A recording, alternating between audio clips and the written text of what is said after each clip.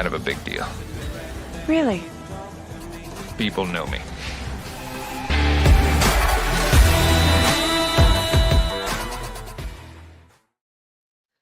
What is up, everybody? Welcome to Bearded Bites and Breakdowns. This is Nick, Marty, and I got my brother-in-law, Andre Southall. Hey, what's up, Andre? Not much, man. Living a dream. Yeah, I feel you, man. Hey, listen, we got exciting news as Ravens fans, man. They're gonna be revealing. We're starting early today, because I wanted to have you on because they're having the reveal of 4 new uniforms for the Ravens tonight. It's supposed to be revealed at 7:50. So we got a few minutes to, catch up on some stuff and everything like that. But listen, man, I'm excited about this because I don't know if you saw some of the videos and everything, but the video is, flight of fight, or fight, or was it flight to Fight, yeah, flight to fight, something like that. something But like I that. watched it earlier. Dude, that video, I ain't gonna lie, man. The production, when it comes to the audio team, though, when it comes to watching like the press conferences and stuff like that, they suck. Okay, and the audio team needs to be fired. Okay, but when it comes to actual, like, when it comes to actual, like, video production of, like, videos of hype videos and stuff, man, they are top notch. I agree. I mean, to me, so what are you most excited about? Like, because I'm going to tell you right now, if there's a white helmet and like I'm gonna lose it. dude, I think right there, I'll be like, holy smokes, dude, they done blown it out of the water. Yeah, I'm excited because I mean, if you think about it, we've only had one real new uniform, and that's the color rush uniforms with the I forgot what they called it, the purple helmets. And the Ravens a little different, but that's about it. That's all we've had. So yeah, I'm excited to see something different in the mix. I'm gonna tell you right now, was it Peter Bulwer? That's like, dude, no lie, this whole thing is like a big giant thing, dude. Like, you would have thought it was like a freaking home game right now. Like, seriously, like this is big deal. This is a big deal. Peter Bulwer, according to Jeff Zerebek of the Athletic, he's a beat writer for the Baltimore Ravens. He said Peter Bulwer is on stage. One thing we knew in Baltimore, we were going to play defense, and your quarterback may or may not finish the game. Dude, I miss those days. Those days, bro. In a lot of ways, I miss those days. But man, I am ready.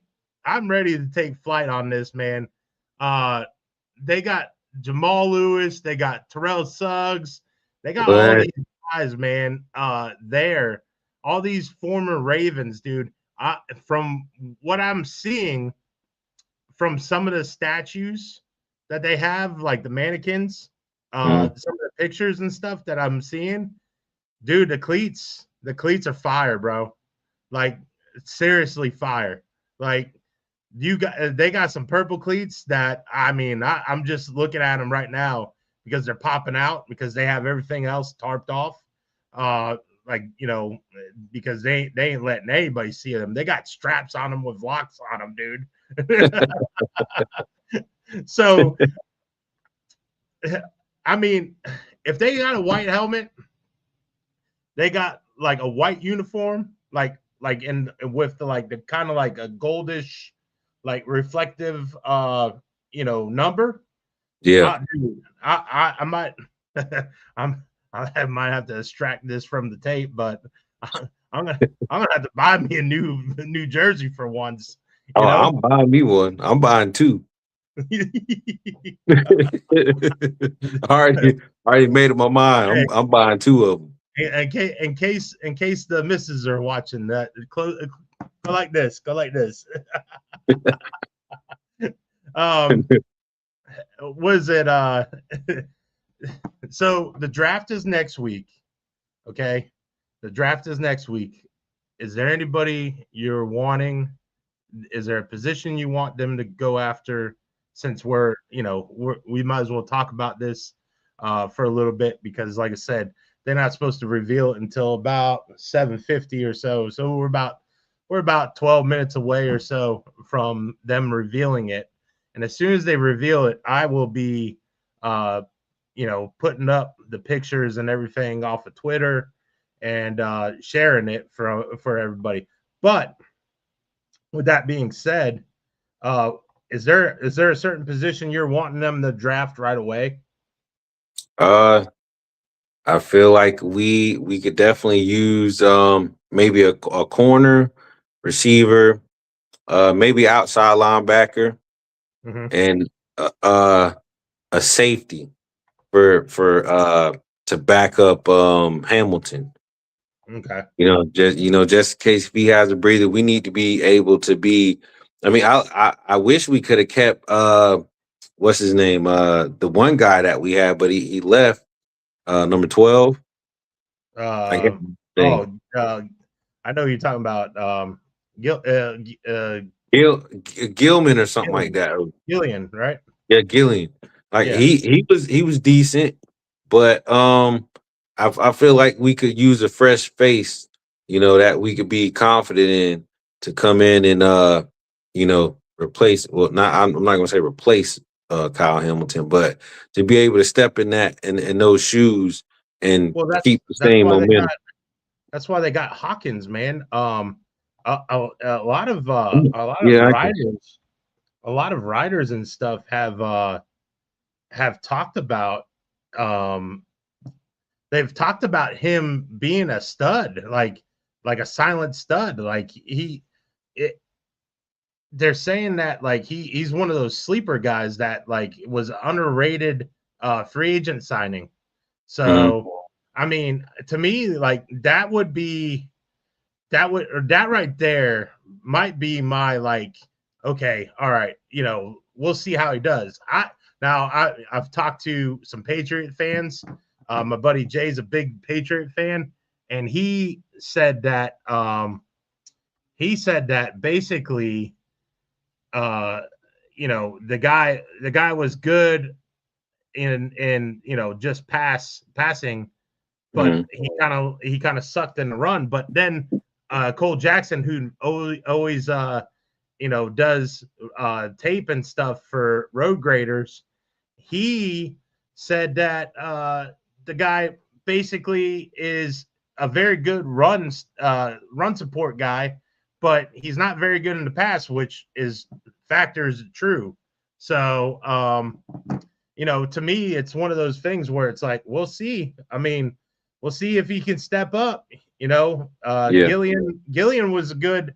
He was, dude. I felt like he did pretty good, and I felt like we made kind of like an even thing when it came to the trade. Mhm. So,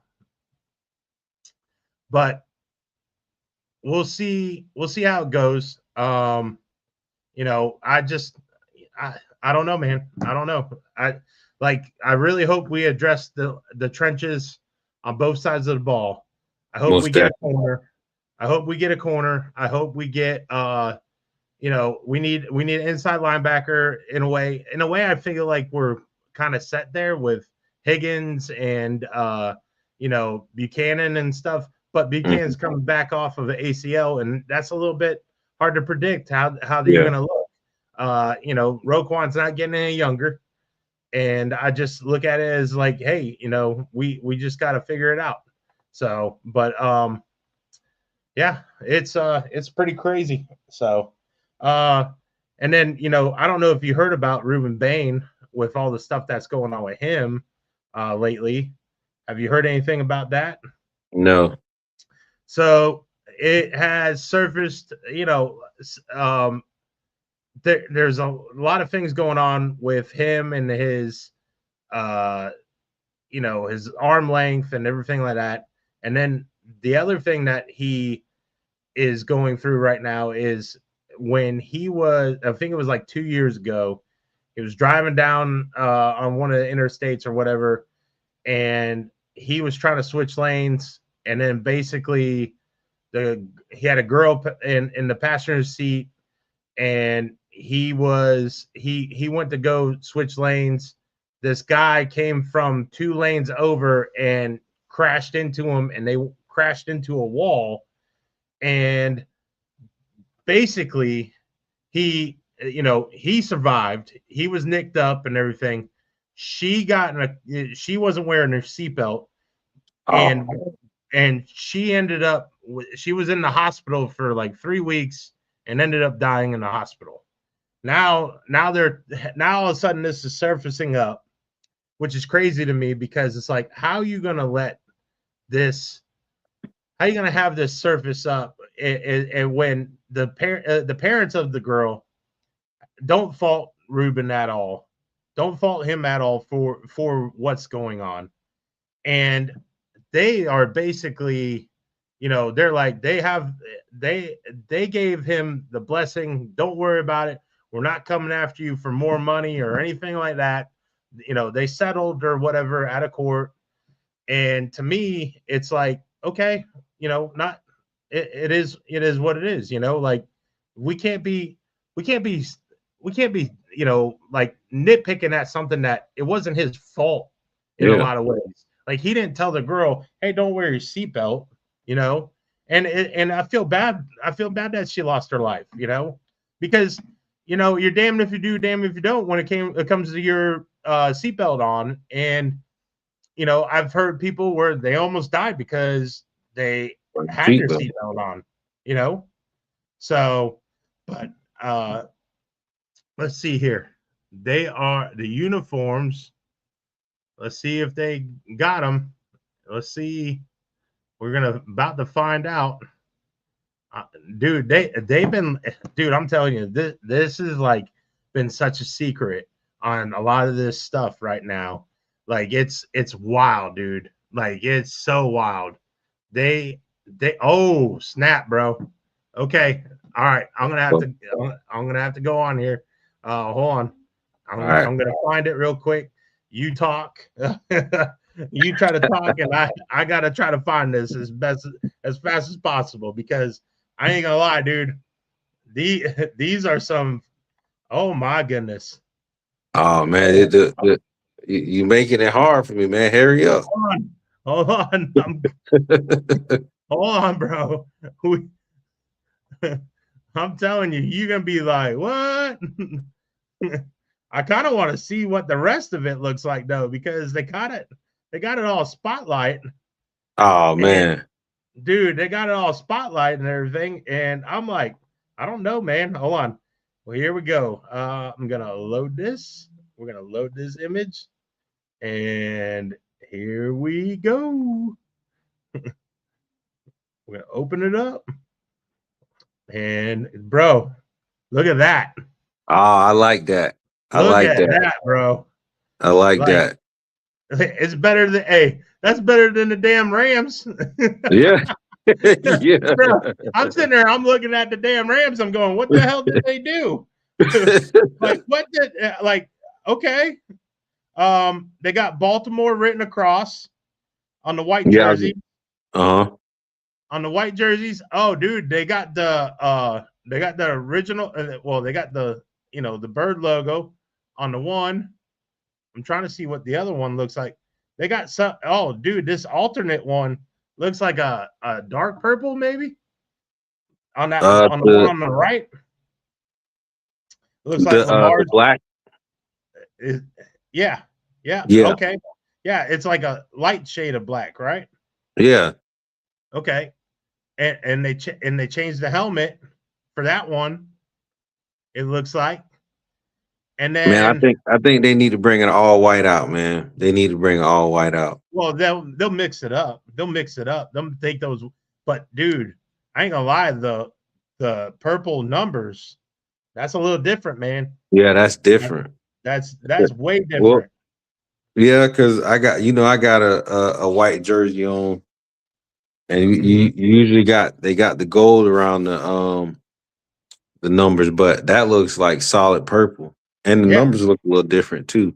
yeah, they do. They changed up the numbers. Uh, they definitely changed up the numbers, and oh man, I'm telling you, like, dude, I'm telling you, the damn those that damn video, man, is just. I wish we could play it, but it is so awesome. Like, dude, they literally got freaking King Henry on the Game of Thrones freaking throne, bro. And I mean, like, they got a raven flying flocking to it. Oh, I mean, it's dude, it is just amazing. I don't know if we can show it or not. I don't want to get booted off or get fined, but Yeah, nah, don't do that. it's just awesome though, man. Like, just plain awesome to it. Oh my goodness, dude. Just the video alone. Like, you got Roquan in it, you got Lamar in it, you got freaking you Mer- know uh, Derek in it. Like, you got Wiggins and everybody in it. Oh my goodness. Zay Flowers is in it. It's just awesome, bro. Just oh yeah. I'm definitely excited Oh, for the it's got that. season. So hey, so around the number on the black jersey, you Yeah. can't see it. You can't see it in this picture, but around the numbers, the border, it's that reflective like nightlight. Oh, okay. So like the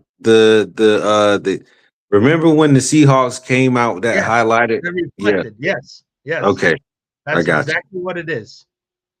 Yeah, so I'm That definitely. You know what? I'm just gonna say I'm gonna buy all four. yeah. Listen, I don't like the Nike jerseys, man. I've never really liked them. I wished you know, oh, okay. Here we go. Hold on.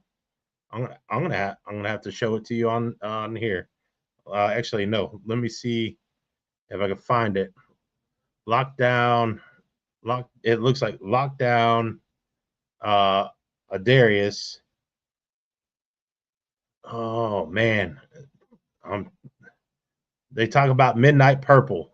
That's what that is. Oh, Midnight oh, purple jersey numbers. Our number set has been updated, included in midnight purple stroke, while removing the drop shadow across all jerseys. The gold trim has also been replaced in our three premium jersey colors. Uh, Additionally, the typical was it it has evolved and created more consistent look among each number. So basically, dude, I'm gonna have to find this picture. I'm gonna have to find this picture on here and show you. Uh, basically, I think I can download this next one too because they just came out with all of it, dude. Like it's so it's just more than those four. well, dude, they got feathers on the neck. They got feathers on the neck. Give me a sec. Um, dude, fire. Just absolute fire, dude. They talk about it. Play like a Raven. Uh, let's see here. Wait until you see what the shield looks like too. Oh, they changed the shield too. They colored the shield. Like, you know how it's just, like, you got the yellow and all that. All Yeah. that black helmet, dude. The black helmet, dude. And you could tell you could tell Lamar, man. Lamar was like he might have had some input on this, dude, because this is like no lie, dude. Like the pants too. Pants looks great on the sides. Um, let's see here. I'm gonna go ahead upload it for you so you can see it. Uh, I'm gonna remove that. Dude, I told you I'm getting better at this. I'm getting better at this, man. I see it, man. You got the magic touch. I'm trying to, you know. Look, they Oh, got the I feathers. like that. Oh yeah.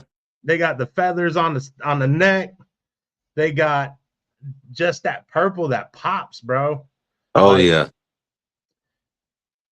Man, oh, I'm as soon as I get off of here, I'm going on. I'm going on and listen, you know what's so crazy too is they asked Sashi Brown, the president of the organization, they asked him, like, is there gonna be a jersey reveal? Look at the paint, look at that.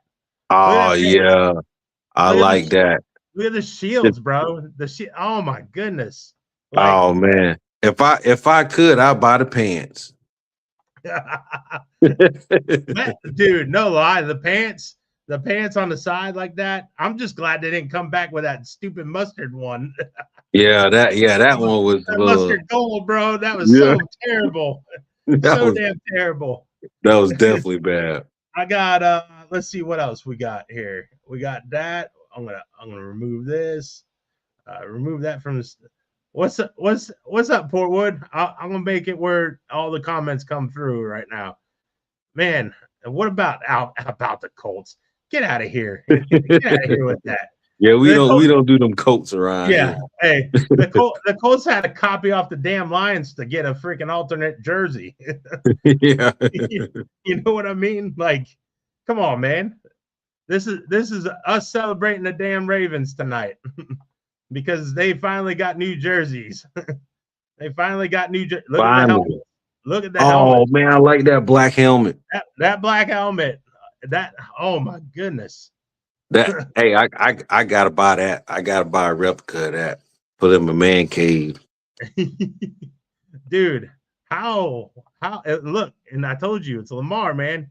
You can tell Lamar's like, he's like, yeah, darkness helmet. That's what it's called, darkness helmet. Oh yeah, I like that. Oh, that's Definitely gonna be like that. that's gonna be worn with the all black. And Oh yeah. and you see what they did with the bird? Yeah. That's what I was looking at. I like the eyes, man. Yeah, dude. Oh man, it reminds me of the hat. It reminds me of that hat that I had with they made the eyes red and everything. So, dude, that's wild. That is, oh my goodness. Like they really know how to, I heard them say that Nike came to them and gave them, like a couple examples and everything like that. They went back to Nike. They went back to Nike and said, "Throw it all out." And they go, "What?" And they said, "Throw it all away, restart, hit the reset button. You need to come up with something better, bro." That's crazy that they tell damn Nike that, dude. So, I know. Oh man, that I like it, man. I like it. I just wish they had a white helmet too, all white helmet, like an all white. Dude, I really wish they would have done that too, because the all white would have gone great with that. But I feel like they can only have certain amount of helmets. I don't think they can have too many helmets of different colors. It ain't like college where Oh yeah, you could be like Oregon and have like 40 different combos. If only, man. I'm excited. Who you think? Look, I know it's way ahead, but who do you think is going to be our first opponent? Because supposedly rumors have it that Cowboys is going to be us and the Cowboys in Brazil. Week 3. I think it's either that or we'll play a team like let me see. I don't know, you like Seahawks or Redskins or something like that. Well, come on now. We can't say that. oh, my bad. The Commanders. Look, for Did you see everybody their out uniforms? there, They came back with what. Hey, they came back with the throwbacks. Hey, look, no matter what, they're always going to be the Washington Redskins. Dre, they have you gonna get us canceled. Nah, oh man, You're hey, gonna look, get us ain't canceled. nobody look. They're gonna be like that racist guy right there. Hey, look, I love all nationalities. I don't discriminate. But look, man, let's keep it real. The the real people didn't have a problem with it. You know what I'm saying? It was just, it is what it is, but we just gotta be real. Always gonna be known as the Redskins. Everybody, well, the first thing they think about the Commanders, they don't even say Commanders, say Redskins. It's Yeah, yeah. it's just that, man. Like that was a legendary name for a Listen, team. they're going back to those those old uniforms, and they even got the spear going through the W. Yeah. So they did a reveal, but it's not top notch like ours, man. Dude, dude, they had Trey Hendrickson, they had a bunch of guys there, current players, former players. Suggs was there. I don't know if he dressed up in one, but he probably does now because of the way it looks. You have a bunch of players there right now. I'm looking at it. I think Henderson was there, Green was there, and Robinson and a couple other guys. And dude, it looks, yeah, you need to go on there. They even got the gold numbers too, which they didn't show. But hey, listen, I'm glad you came on for this. I'm gonna get going with the rest of the show, and we will talk more. We will talk more about this when we come up. And listen, the Gators had spring ball, so we'll talk about that too. And Go, I know go Ant Gators. I know Ant will really want to Ant coming in here. Ant's gonna come in here. Dre, don't start that mess, Dre.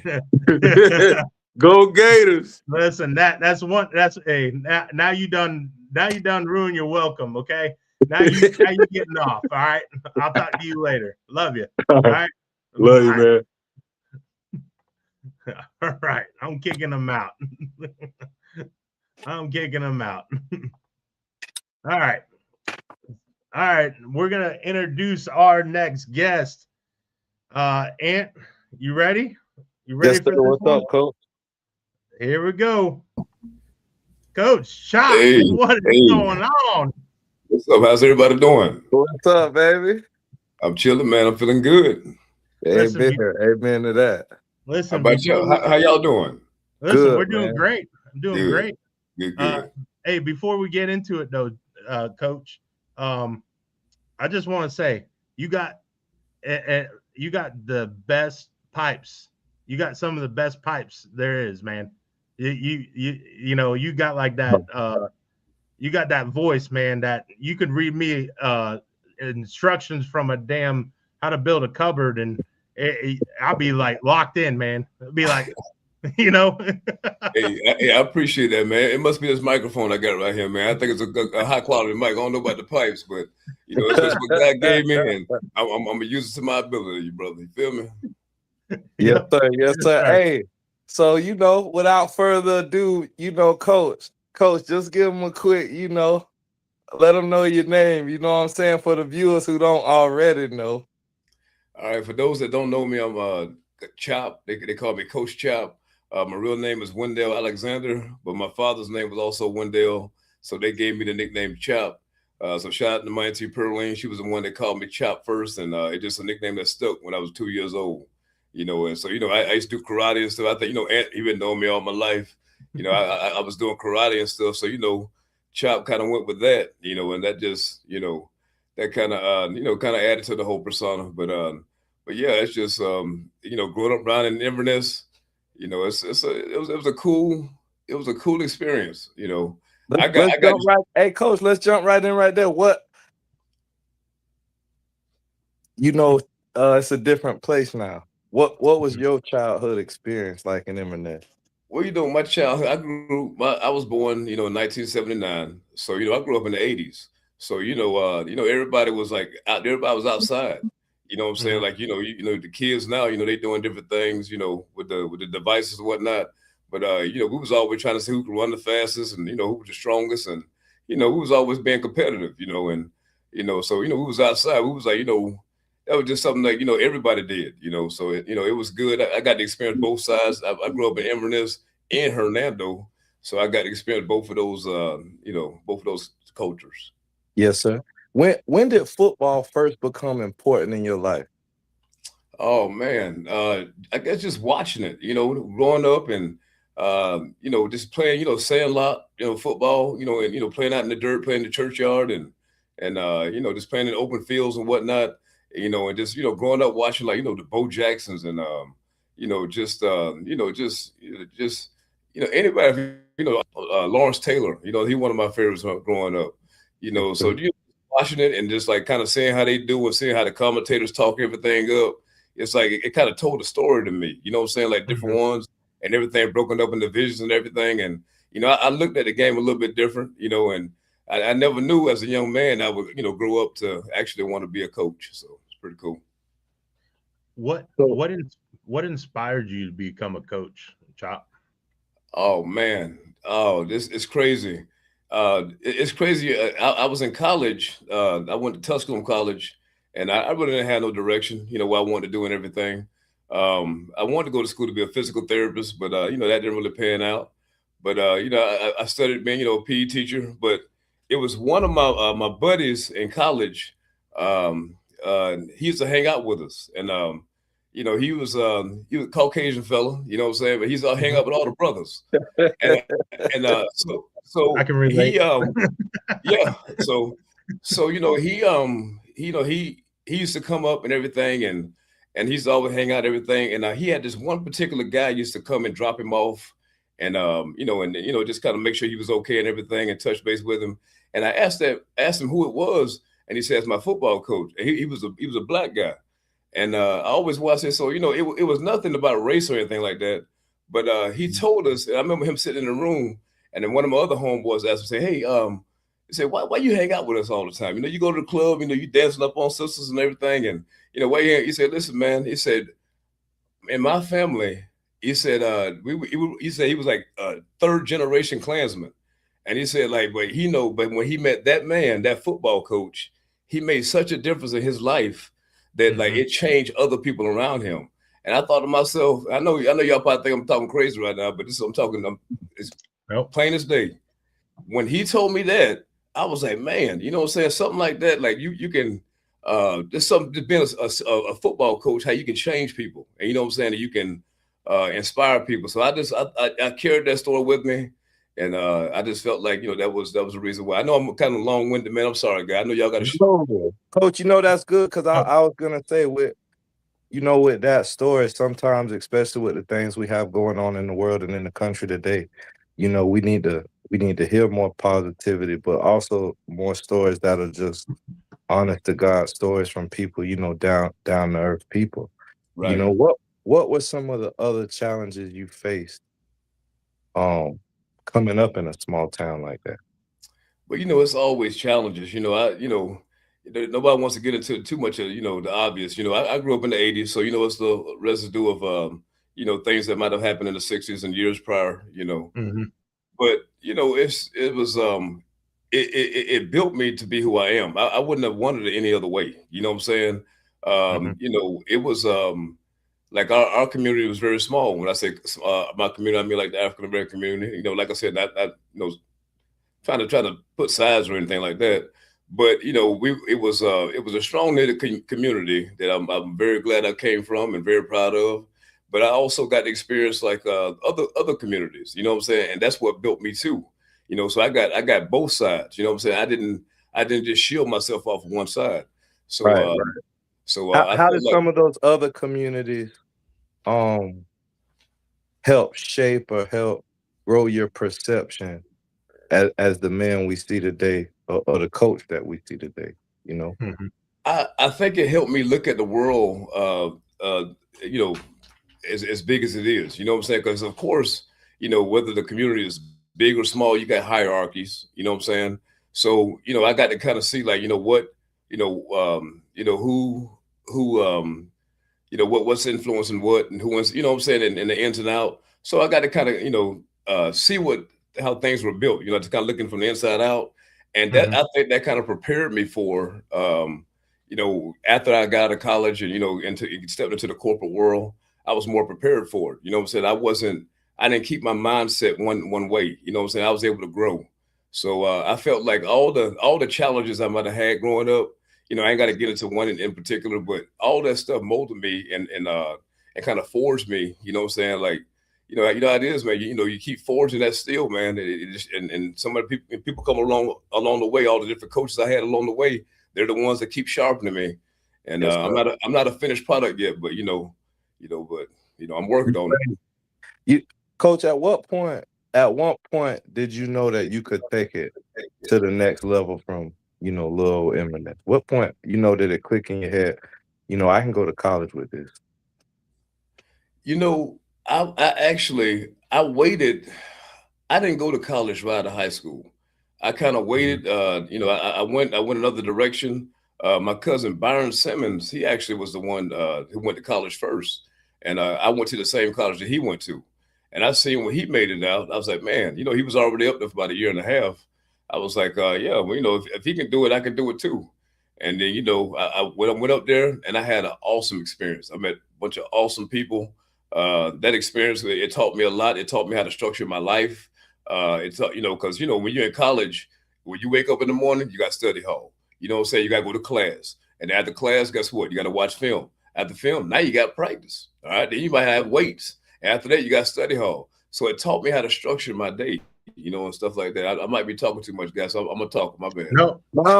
Hey, look. So I was going to say, so what was the biggest adjustment going from, post-high school to college and having to jump into that? Just talk about playing in high school, college, or just what was just your biggest adjustment to just having to lock into that lifestyle?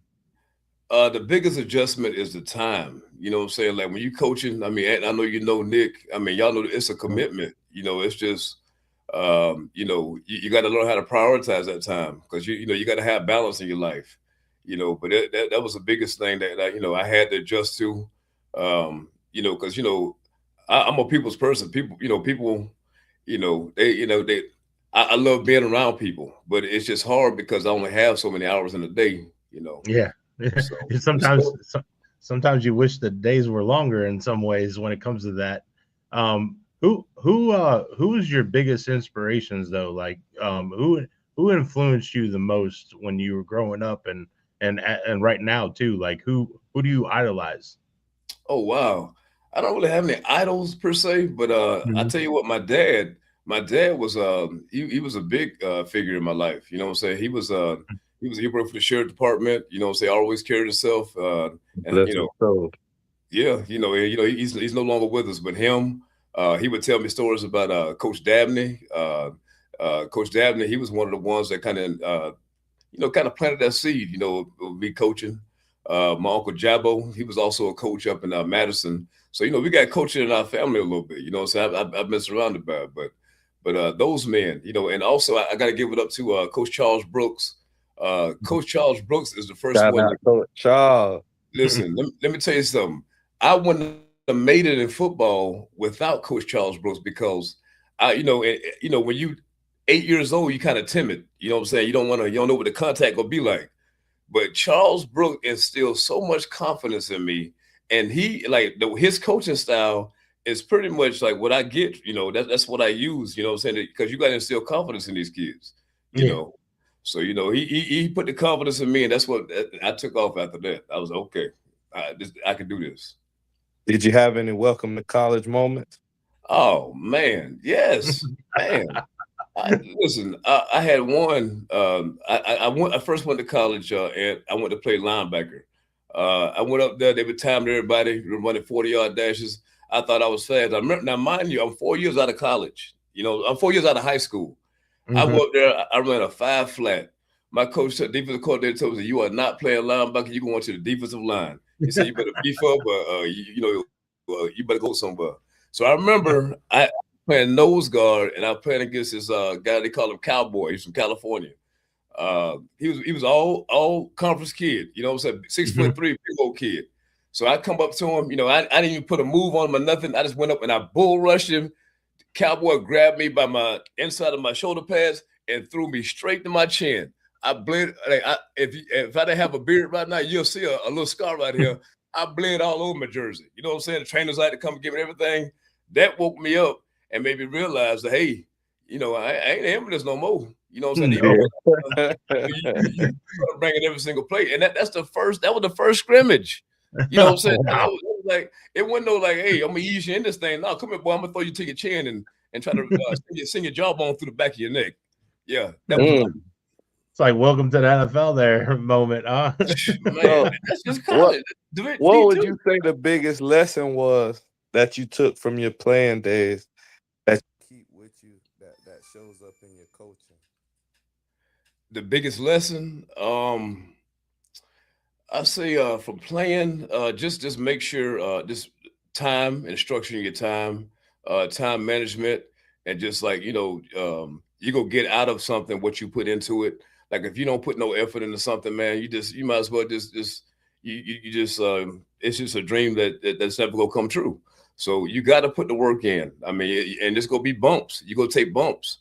I mean, you gonna have times you gonna have mishaps. You gonna have situations that that you go have to overcome. But that is what forged you. That's what builds you and make you the person that you ultimately is supposed to be.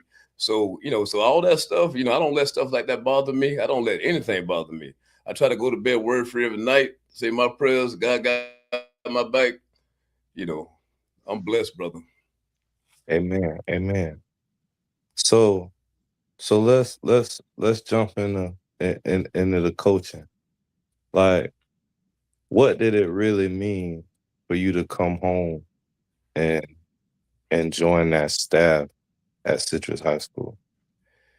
When I first came home, and I was, that's my alma mater. So, when I first came home, man, I love, and to this day, I still love Citrus High School. You know what I'm saying? That's, I'm still gonna love it. I don't care what nobody say. I have a lot of great memories there. I have a lot of, just a lot of great times at Citrus High School. But just going back there, just want to give it my all. Just want to just pay back to the community. That was the main thing. Just kind of paying back and just being a part of it, trying to build something great. You know what I'm saying? That's ultimately what we're trying to do as coaches. Is these kids and build something great. So that was my main thing, trying to get back. And plus what really got me into that. And I know you remember back in the day, I had my stepson James Pouncey. Right. So I started coaching with him in Storm. You know what I'm saying? I started back in like 2006. And so I kind of went up with him gradually. I didn't coach him in middle school, but I coached him by the time he got to high school. So, by the time he got to me, I had been more seasoned as a coach, So I was I was a renegade at first. I didn't know nothing. I'm just out there screaming and hollering, just motivating and stuff. But being in the game 20 years, man, I done, I done earned this beard right here, brother. You know what I'm saying? I'm seasoned. How did your perspective change walking into a stadium that you had, so many good memories in as a player? How did your perspective change walking in there as a coach? Oh man, just it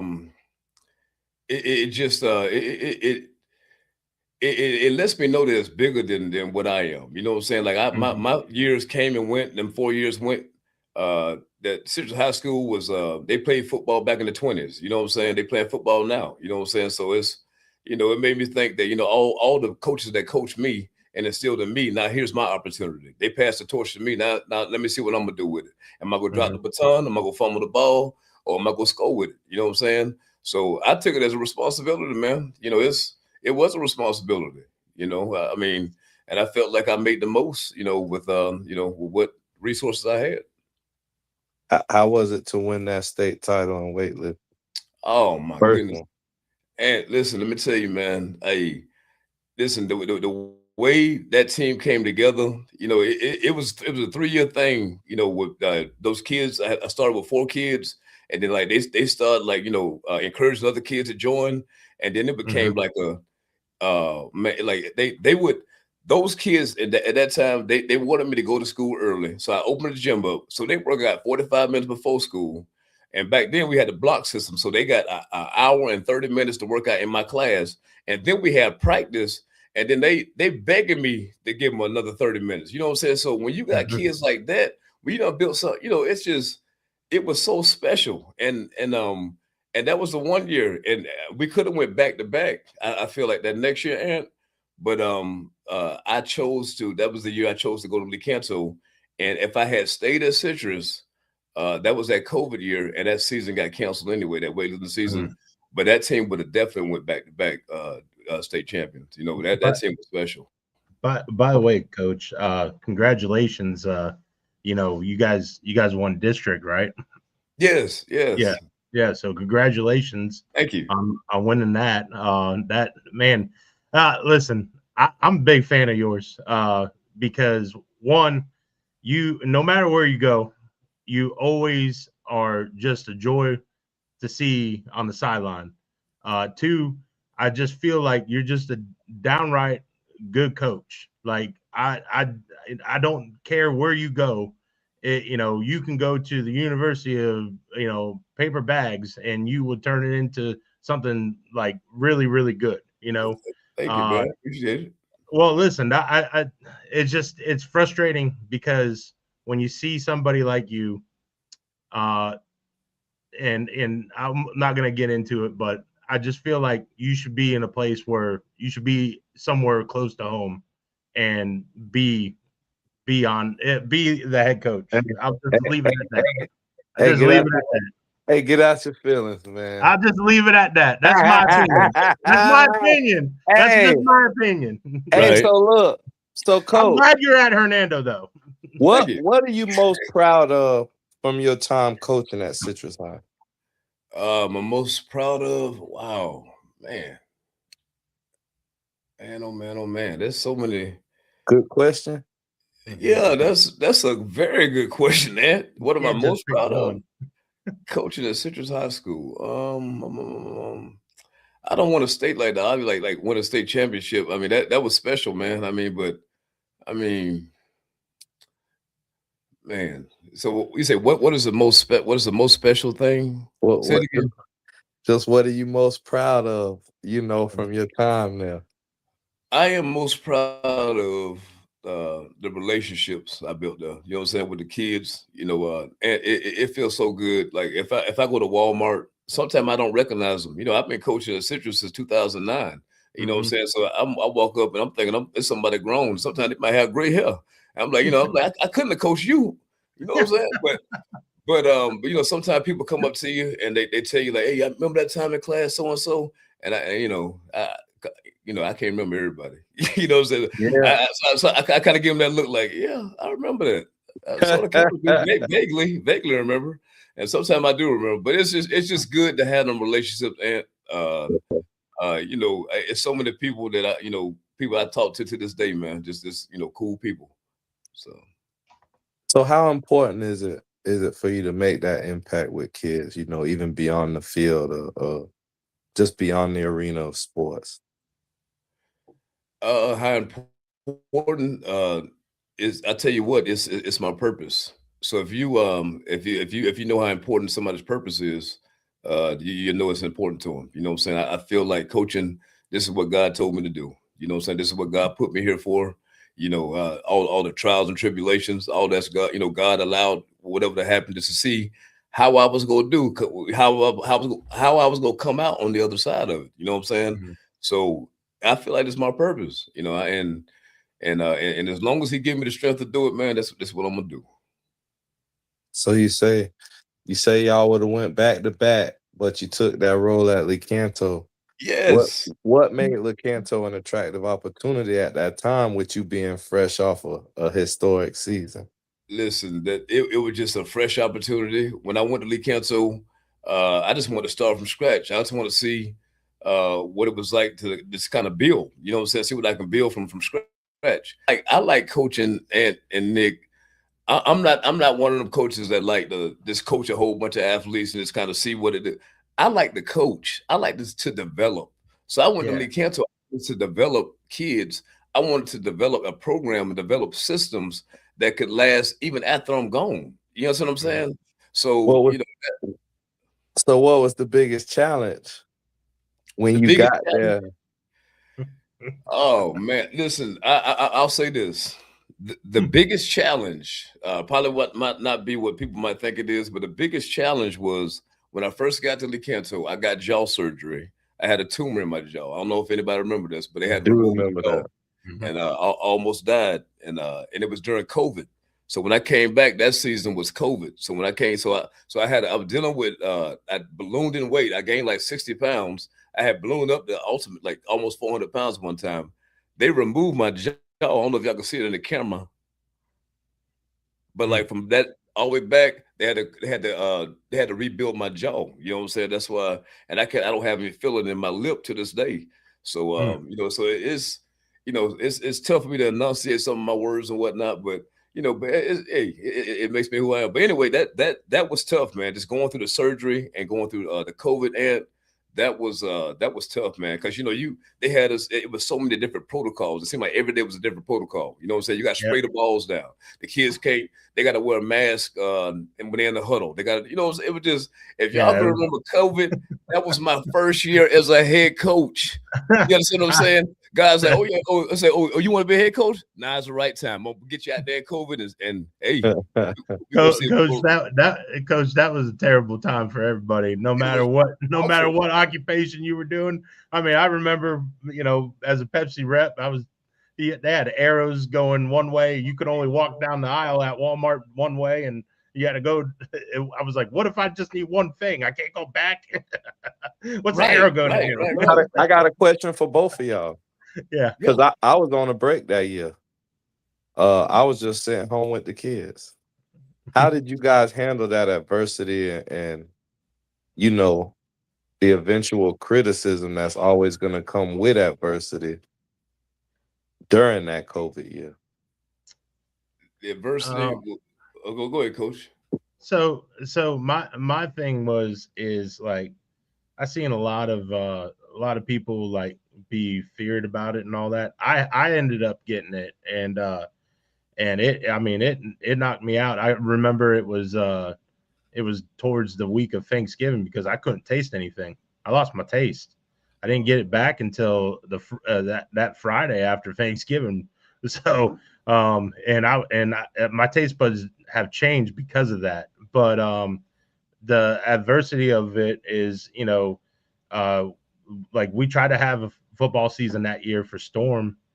We couldn't do it because not a lot of people were wanting to volunteer and wanting to go through it because they thought it was going to be too much of a hassle. And you know, as like Coach just said, you know, obviously it was a lot of hassle for the high school. Just imagine how bad it was with, you know, Pop Warner and stuff. But some of the teams got to do it and took advantage of it, which, you know, kudos to them. But, you know, I wanted to do it because I wanted the kids to actually do something. To me, I thought it was just crazy how we're fearing about something that we don't even really know about. And, you know, it is what it is on that. So, Coach, what about you? Yeah, I mean, like you said, man, the different protocols and different things, you know, you had so many hoops to jump through. You know, it's already difficult enough to coach the sport. You know, you're dealing with, you know, each kid, making sure they go and make sure their grades are right, making sure they have everything in, you know what I'm saying? Making sure, you know, you answer all the parent questions, you know what I'm saying? And then they have to deal with all that stuff on top of it. And then every single week, it seemed like it's a different protocol. I mean, it's just, you know, it was definitely challenging. Definitely. How did the experience, how did those ups and downs bring about growth in you as a coach and a leader? I just think I think it kind of brought me back to my roots. And you know, I grew up in the church. You know, I'm not trying to switch it up on y'all, nothing like that, y'all. No, But you it's, good. You go ahead and preach. Talk about it. Go. but you know, I Don't be grew shy up. about it. Yeah, I grew up in the church, so I had to get back to my roots, and just like where I'm grounded at. When the world started getting crazy and everything started getting in disarray, and you don't know why you got problems and everything, that's when I stopped and I just started organizing my life. You know what I'm saying? I organized everything. From my desk, making sure that my house clean, everything clean. 'Cause at least if I can clean the stuff I can control, I let God fix the stuff I can't control. You know what I'm saying? So I mean, so that's one of the things I try to do. Okay, listen, we go through problems all the time. I mean, we have our high moments, but ain't nobody exempt from low moments, and then we go always have those things. So the better we handle those things and just understand that, hey, that's your time to grow. That's your time to isolate yourself and let God kind of prune you and mold you, and and you just got to understand that, and it's know that that it's not punishment to you, it's for you. You know what I'm saying? It's for your growth. So I appreciate that. I pray for that growth. You know what I'm saying? I pray to God to give me the understanding of the lesson that He's trying to show me during that process. Mm. So what's something from that era of your career at Lecanto that you took with you on your journey or to your next chapter? I took man, I tell you, man, and you good, man. That's what would I say? I tell you what, I took a lot of growth. I took a lot of growth, but no, it's just I took a lot of experience with me, man. I mean, just that experience, because every school you go to is a different experience, different circumstances. They got different politics everywhere you go. So to be in one and to kind of see what that was all about, it kind of helped me understand and wrap my brain around the situation I'm in right now. I'm on my second head coaching stint right now, and I'm I'm in a very good experience, very good circumstance, and I've learned a lot from that experience. I wouldn't change it for nothing. I learned a lot I met a lot of great people. The kids still reach out to me. You know what I'm saying? I still have a lot of love, man. I got a lot of love for Lee Kenso and all them schools over the citrus. I got a question, because my when I went to high school, Coach Veneta was one of the coaches of opposing teams. I was coaching with Coach Veneta. Man, coaching with Coach Veneta is awesome. Let me tell you something right now. Coach Veneta, it was with 4 coaches. That's all we had when I was coaching with Coach Veneta over Christian River. Coach Veneta is a expert when it comes to like structuring things. Like he don't need a whole lot of talent. He don't need a whole lot of, but he knows how to organize stuff so well. You know what I'm saying? Like this the way, and like he understands timing, and he understands like lanes, and he understands like just different concepts I listen. I was his defensive coordinator, and I soaked up so much from Coach Veneta. Matter of fact, I just texted him yesterday. I just texted him, checking on him, see how he doing and whatnot. Man, let me tell you something, man. That's the first time that we won a district champion. I won it with him. So listen, that guy. Listen, he talk a little more about what it's like being a Pirate, Coach. Hey, listen, here we go. Here we go, Coach. I hope it work. Hey, listen. But before I miss, listen. I love it, but I love being at my current school right now. So I got to say that. I'm gonna put that. I love my current school. I love Hernando. Hernando was awesome, But when I was there, man, listen, that experience was also awesome, man. It was great to get that first district champion. Looking back at it and everything. I mean, those kids. Listen. Because when I grew up, and I grew up in Citrus, you know what I'm saying? So from the Razorbacks, y'all, you grew up playing Razorbacks and Sharks, whatnot. You know what I'm saying? We were taught to, I don't want to say hate, but like despise each other. Hatfields, you know what I'm saying? McCoys, Coach. Hatfields, McCoys. It's not Hatfields and McCoys. It's more like I ain't even gonna use that. That would have been a negative. Listen, I'm just saying that's how it felt when me being Me being I the mean, person that see, grew up in Hernando County. there's unicorn eras at Citrus, and Chop happened to be a part of one of them. And they got a couple I wins appreciate here and there through the decades. You know, shout out them boys in '85. Shout out Twan. You know, we got a couple more '09. But Oh other yeah, than that, everybody know what's going on. Basketball numbers. right. You know, Oh yeah, respectfully, not when certain people was coaching in county respectfully, but right. you know, other than that, y'all know what time it is. A whole lot of blue stuff. Listen, and Coach, you're right. Coach, you look great in that blue and gold, though, man. I gotta tell you, boy, you was looking good in that blue, boy. Listen, It guys. took a lot of begging, boy. Tell the crowd how I used to beg you to come over there, Coach. I had the deal worked out and everything. I know. Listen, I never in my life and thought that I would ever, decide to coach over at Christian River, but that was a very good experience, man. Like the kids. Can I say something about the kids, man? Yes, Talk please about do. them, baby. Like, them Pirates, baby. Oh my listen, God. listen. The young men that I had that was fortunate enough to coach that 1 year I was over there. I seen just how tough because like the conditions that they practice in. Like I went back there in that practice field. It's sand that's everywhere. You got to, I probably shouldn't be talking about.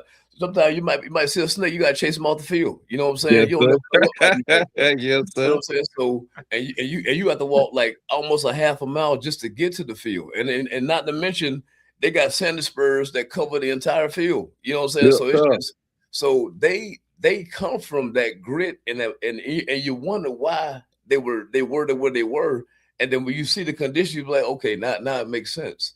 And Mhm. so I used that when I was there. I was talking about like that grit. I always talk about just kind of relate them back to because I wanted to bridge the gap, but because a lot of them didn't know the history. Like when I was in high school, I knew about John Langley. I knew about Jimmy Bellamy and all the people that played before me. You know what I'm saying? Mhm. But I wanted to let them know about the Bruce Bellamy's, the Leroy Hills, even back to Sterling, anybody that played, back, I wanted to let them know that hey, there's a history. And like I said before that, Christian River was a great school before them, with Coach Earl Bramlett, you Yes, know. sir. So Shout out Coach Bramlett. Yes, sir. absolutely, God bless him. So it's just so everywhere I go in, I always study the history, and it was such a treasure, man. Like I look back on those times, like the support, people thought we weren't gonna do much. And see, that's why I like when people think like, they down and out, they shooting bad, and all of a sudden that year we won a district champion. That was the only year we was over there. They hadn't won one, and you the Christian River historian. When was the last time they won a district champion at Christian River? You gotta say this quiet. I mean, I don't know. I'm gonna say professionally, it had been quite some time since we had sat on our throne, but we appreciate your contribution to the drive and the effort, Coach. Listen, hey, I'm not even trying to toot no horn. I'm just saying I'm Hey, talking about the So what experience. was it like? What was it like being on that side on the war in 44? Now, for years and years, it was me and you on Right, social media going back and forth. I ain't have to say nothing that year. right.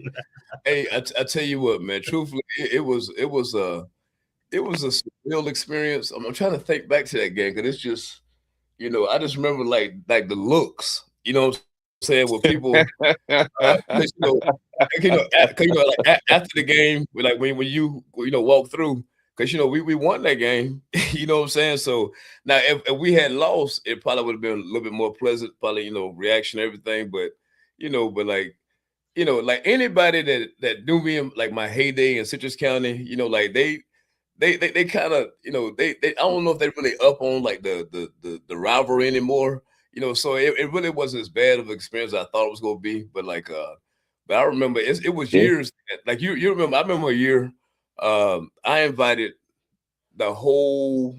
We had like a huge like alumni celebration. It was us against Christian River. It was like 6,000, 7,000 people at the game. Sam Franklin on the Christian River side. You know what I'm saying? We got all the legends from the 80s, John Lake, all of them, they on the outside line. They just I remember that game. stadium was rocking. It was rocking. So the intensity of that night, I just remember looking, it was just smoke in there, and it was back and forth, back and forth, back and forth.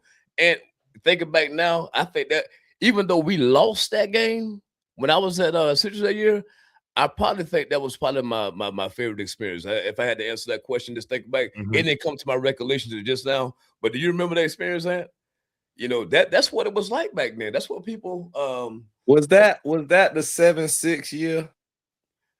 What's that for that game right there? Because it was 2 years in a row where it was. No, it was. I think it was something like cause it was some hard hitting. I'm talking about Kyle Tobin. I'm talking about it was Kyle was there. It was what's the remember it was a good game though. Man, listen, and Sam Franklin caught the 60-yard touchdown at the second, ticked out the clock, and the crowd went absolutely crazy. It was.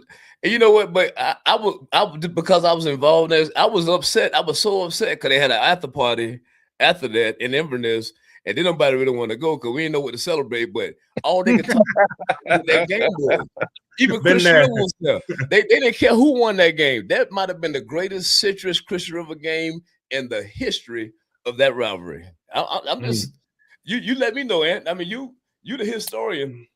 That was. I'm gonna tell you that stretch. A couple years, you and Rayburn. Oh, Ray, shout out to Ray. Shout out to Ray Green. Shout out to Coach Ray. Oh man, a couple years it was a good game, and I guess the right way to say it is, we had real strong community support in Crystal River, and it kept us in a position to be competitive. And boy, when the wheel fell off that bus, good God Almighty. Top them did me real dirty. Him, Desmond, Franklin, I'm going to call your name out, Coach, because you ain't got no business talking to nobody in the stands like that. I walked into the stadium, Nick, so, I had talked trash all these years. I was I guess back then what we called the church's bag man because we didn't have NIL, right? And man, I knew it was gonna be a tough one. And boy, when I walked in the stadium, I used to yell before the game to the kids, boy, listen. Me and Rayburn Green, tight to this day. Chop introduced me. We tight to this day. But he told me, he said, man, if I wasn't a Christian, you made me almost want to jump on you, boy.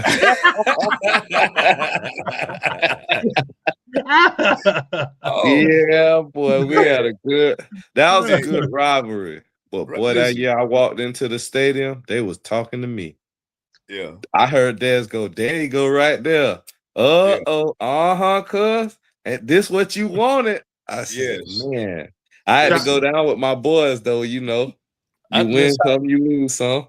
And I respect that, and I do, because I would do the same thing. It's just, but them boys, if you would have seen the preparation for that game, because mind you, the whole time I had been a coach at Citrus High School, I hadn't beat y'all yet. You know what I'm saying? So I believe that might have been the first year. So it had been building. I think we had came to y'all, right? It was the big years back when. Okay, I think it was Ravens last year. And I think we ran up the score. It was like 50-7, and we was like, I remember Rayburn said something like, if they fired that cannon, it was. I think it was 63-6. I ain't going, right. He remembers that one. Yeah, boy, that thing hurt, boy.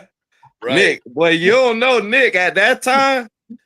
Boy, that thing hurt me to my heart. I ain't even go to sleep that night. I stayed up on the phone talking to the parents about, man, we got to fix that. Right. Huh? Hey, that ain't even look good, boy. Oh, man. Listen, it was. I just remember Ray. He said if they blow that cannon one time, he said y'all ain't gonna want to come to practice on Monday. So Oh just man, wanted I know that feeling. I hate that damn cannon. No offense, Ant.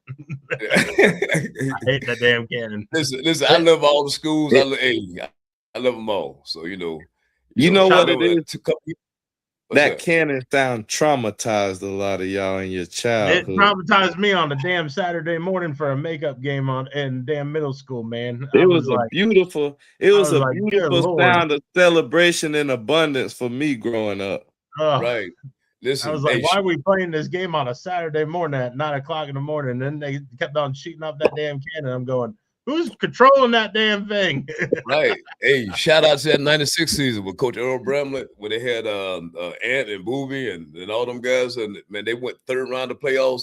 They shot that cannon had it been about 1,000 times that season. So Yes, sir. I can only imagine the headaches that them people had in that neighborhood back in them days, man. Yes, sir. Speaking of rivals, since you're down in my neck of the woods where I grew up, what's Hernando's biggest rivals now? Because I just I know from looking outside in, Nature Coast, showed up right after I, was graduating and everything like that. Who's Hernando's rivals? Like, have you got new ones? I know they used to be Springstead Central and everything, but now it's kind of a little different over there. If you ask like the locals, like Old Brooksfield, they'll say that Springstead is still the rival because they were the first two high schools in the county.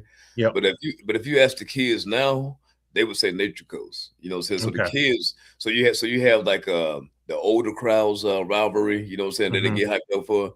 But the kids, man, they turn up for the Nature Coast game.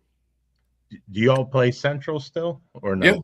Yeah, we still play Central. We still play Wiki Wachi. We're still playing all the county teams. Yep. Wiki Wachi. I think Nature Coast was probably about 2 years in when I graduated, and Okay. we would have great rivals against Springstead, Hernando. It was one of those things. We'd go down to play Lando Lakes. I remember playing Drew Weatherford his freshman year. Okay. And I don't care what anybody from Pasco County says, we as the Central Bears that year we beat them and ended their home winning streak, of 20 something games in a row. We beat their that we ended that streak, and then we Big, we played done Drew got Weatherford. man. We played Drew You keep Weatherford. rubbing it in on these guys. Listen, we played Drew Weatherford his junior year, and Coach Wilkinson, he's a great coach over there at New Smyrna. He was my head coach my senior year. He goes, it's 31-0 at halftime. Lando Lakes is beating us. Chop. I don't know if you ever had a halftime speech like this one, but he's pacing back and forth. He's pissed. He's like so pissed off, and he goes, I've never had this happen to me before. He's like, yeah, I've been up 31-0, but I've never been down 31-0. Right. We were like, yeah, we're shocked as much as you are, Coach. Right. Listen, I don't know if there is a speech that can pep anybody up. I don't know. Hey, Nick. I'm sorry, Chop, to cut you off. Hey, Nick. Yeah. That game when y'all was down 31-0, y'all haven't played us yet, huh? We played. Oh, listen, yeah, we didn't play you guys yet. You guys over there with your damn Spygate and over there in the woods. Hey, man, Top, you can confirm this. I don't do that, man. That was just. You got 1 year of secrets. You can tell. Oh my goodness, man! Y'all something else. I tell Ant all the time that they had spies in the damn woods over there by Central's, damn practice field and everything. So I was like, the videotaping and everything. Oh They my they God. knew exactly what we called every damn play. Oh man, they must have had a real good coordinator over there, man. That's what it It was. was film study, coach. I told him. Real steady, yeah. Film Film study, all study, right. baby. Yeah. Hot Scheming, Mike's man. hot Mike's near the woods. Hey, hey, coach. There was no rules for it then. You got to get it in the language got to be in the contract. This Hey, America. I don't, hey, you Chop, know. I think they're coaching now for Team Mexico for the flag football team. Oh no. Hey, Chop. So what made Hernando High School the right move for you? Because we talked about it, and I don't know if I was supposed to say this, but you had several offers to uproot and move from around here, coach. Like, what made Hernando, something that's still close to home, so, the right opportunity? Well, I live, right here close to Floral City, so I kind of wanted to kind of try a different school district. I had stepped out before because I had coached at Wildwood. I don't know if people remember that. I had a short stint at Wildwood. Had a good time over there too. So I done coached in 3 different counties. But I chose to coach Hernando. I mean, I felt like it was close enough at home. I didn't have to uproot. It was actually a closer drive for me to go to Hernando than it was for me to go to Christian River. So the commute wasn't too big of a deal. And so I went in and I had met Coach Scargo before, and to be honest with you, Ed, I just wanted to be an assistant coach. I didn't want to be a head coach anymore.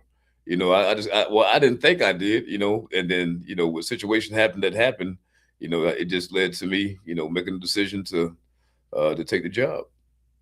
So what was the most exciting thing about, getting back in that driver's seat? The most exciting thing was just like just the freshness of it, just this starting fresh. They don't know who I am. Like a lot of the kids, when I was at Citrus, when I went to Lee County, the kids knew who I was, because it's a small county. Everybody knows everybody. I go to this school, I get to start fresh. The teachers don't know who I am. They didn't know who I am. So I had to build from ground zero. I have never done that before. I wanted to see if I can do that. And I feel like this year was my foundation, and I feel like I'm building up uh to where I think this program can be.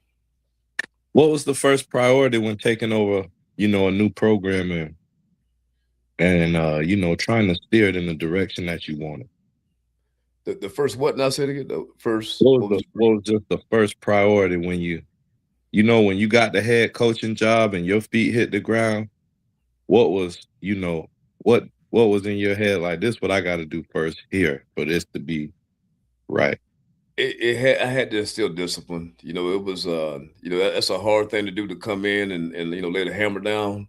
But it had to be laid, what I'm saying? And a lot of the ones that stuck around, they got to reap the benefits. But it was a couple of them that they were just foreign to it. What I'm saying? They were used to people kind of stringing them along and telling them what they wanted to hear their whole life. And then when they got to me, and I started telling them the truth, and really looking them in the eyes and telling them, and a lot of times you don't recognize the truth, and sometimes you do recognize the truth, and the truth hurts, Mhm. so that was the main thing, just kind of go in and just kind of just bring that discipline and bring some structure, so I had to simplify some things, so that was the main thing. I'm still that's a year to year thing though, and I mean that ain't nothing that could be done in 1 year. That's something that you constantly having the upkeep with.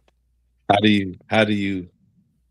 you in a way instill or upkeep that culture? Have you ever, a second part of that, have you ever gotten a team to that same culture as you had that Citrus team? I remember that team. You know how I was. I came and checked everything out. I remember coming to watch y'all at practice one day, and it was that first year when Sam had came back over there, and It's filming.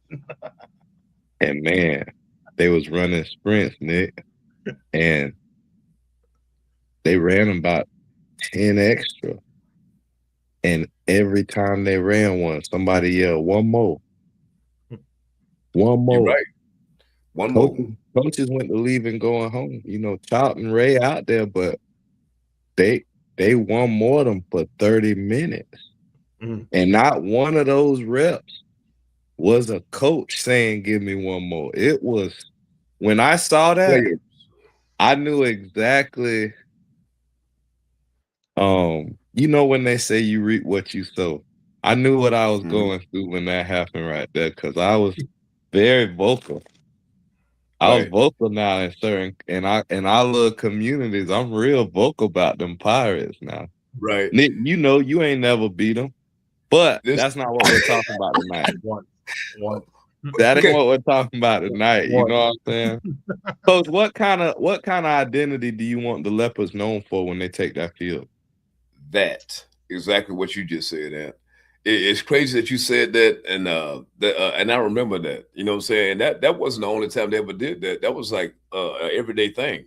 If you think about the kids that we had on that team that year, we had Sam Franklin, you had Dez, you had Stephen Knowles, you had James Pounce, you had Tyreek Washington. The list goes on and on and on. All them boys, yes, sir. You know, Now Waters. now Waters. I mean, Hold on, who we forgetting? Breon Whaley, Breon, Dion, Dion Moore. You know, Lots. I mean, but the y'all thing was, team, coach. Y'all had a team, coach. We ain't got to rub it in. No. But I didn't say Boy, they was tough that year. They was real tough. Them boys worked hard. I said to say this though. I mean, we had a team full of leaders. Like when you build, when you take the time to build a leader, like, you know what I'm saying, build a kid and make him a leader. That's what you get. Like you know what I'm saying? We don't have to do too much. You know what I'm saying? That's what it was with that state championship team. You know what I'm saying? Yeah. It becomes their team. If you build a leadership, the rest of it will fall into place. You know what I'm saying? All you gotta do is have, you know, little scheme what you go have. But like, man, them kids, and I'm talking about, yeah, you're right. One more. We will have practice at 3. We wouldn't leave practice until 6:30, 7 o'clock, because Raven Green's gonna run power, one play for an hour. We will have a power hour. One play for 1 hour. Hey, you know what I'm saying? Hey, you know what? I forgot one. I forgot my boy. I gotta shout him out. That's my boy, Gabe Wilcox too. Gabe Gabe Wilcox. Yes, Paris, boy. Paris too. Them boys was bad. Yes.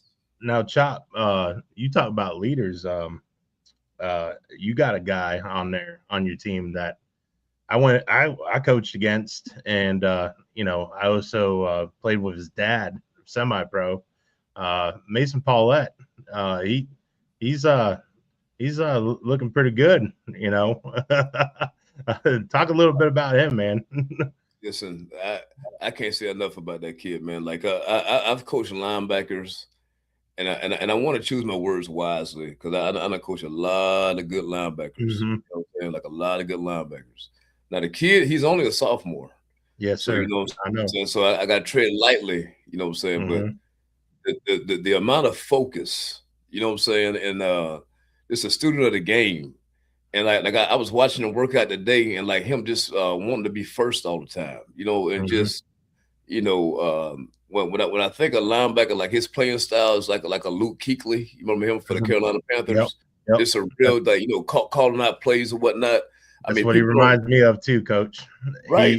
He reminded me that. He reminded me of that when he was like 10 years old, 10 years old. You know, right. he's if you look, I love Nick. Can't say nothing but great things about, you know, Nick as a player, playing semi-pro. He was a great leader. You know, it was he was basically, you know, our captain on our defense. And you know, listen, he basically kind of like, it felt like he cloned his himself and made himself a younger version of himself, but a lot bigger, you know. And Mason is just he's always been a great athlete, and I just, you know, to me, like, you could tell he's a leader. You can tell he's different, you know. Listen, he last year, man, you know, like I'm known for defenses, and the way they took to that defense, and like I said, he was a sophomore. He's my Mike linebacker. He was a sole leader on that defense last year, you know. So so if that says anything about him, I mean, that should say it all right there. Yeah. I came and watched y'all. I don't know if you remember because I ain't get to holler at you, but I got a buddy. Shout out Kevin Moss, Coach Moss. His boys played at Wiki Wachi last year, Shout out, and Kev. that game was intense. And for a game to be as physical as it was, both ways, and I ain't gonna lie, y'all dropped some hits in that game. It was different, and that boy stood in the paint though. Like you couldn't tell he was a freshman. You know, I was my first time watching y'all. He did not look the part. Not a freshman. They was laying it. That was a good game, coach. I went to see what all the buzz was about, and you know, We didn't disappoint. We didn't disappoint you, did we? nah, it was a good atmosphere you had down there. Now, I'm gonna I, tell you that. I appreciate that, man. I appreciate. Yeah, that kid, man. Yeah, he's special. He's definitely special. He was that that game was for the district championship, and he sacked the quarterback, late in the game, and that kind of solidified that win. He just turned it up, man. Like it's energy. How you got when you coach a kid, I know one before, like that energy, it provides like a ripple effect throughout the whole team.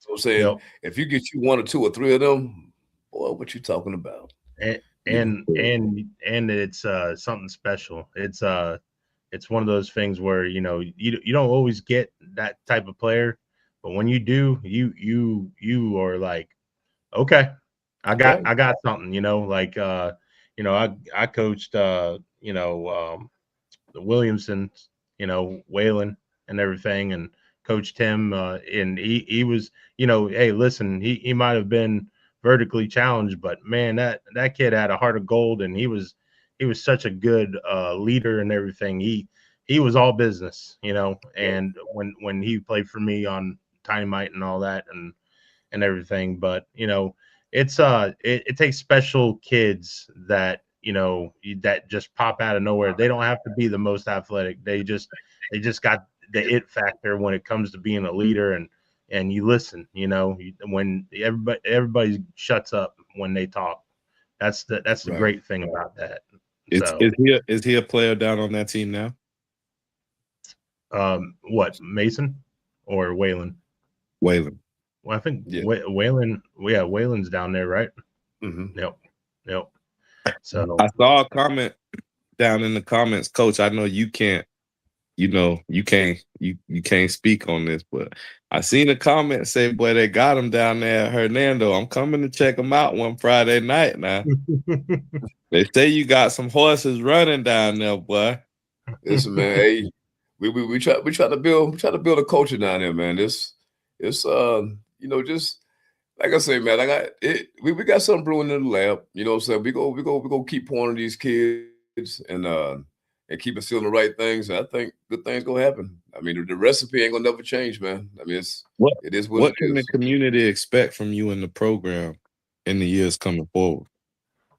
Oh man, I want to be connected. I want to be known as as a community person. Like that. I want to be, that they really look, they look to me as a man of integrity, and somebody that whenever I leave, that hopefully they felt like I I left it way better than I found it. So so hopefully that's what that's What what they will have.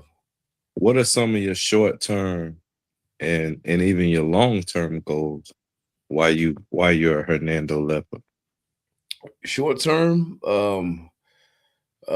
short term, I would like, so once this transfer report throws out everything, I would like to build it to, to where we can get kids going back to, D1, D2 schools again. Long term, we're building toward that state championship. I want to be here long enough so we can finally get one. How would you define success for your program during your tenure there? 100% graduation rate. I like that. Coach.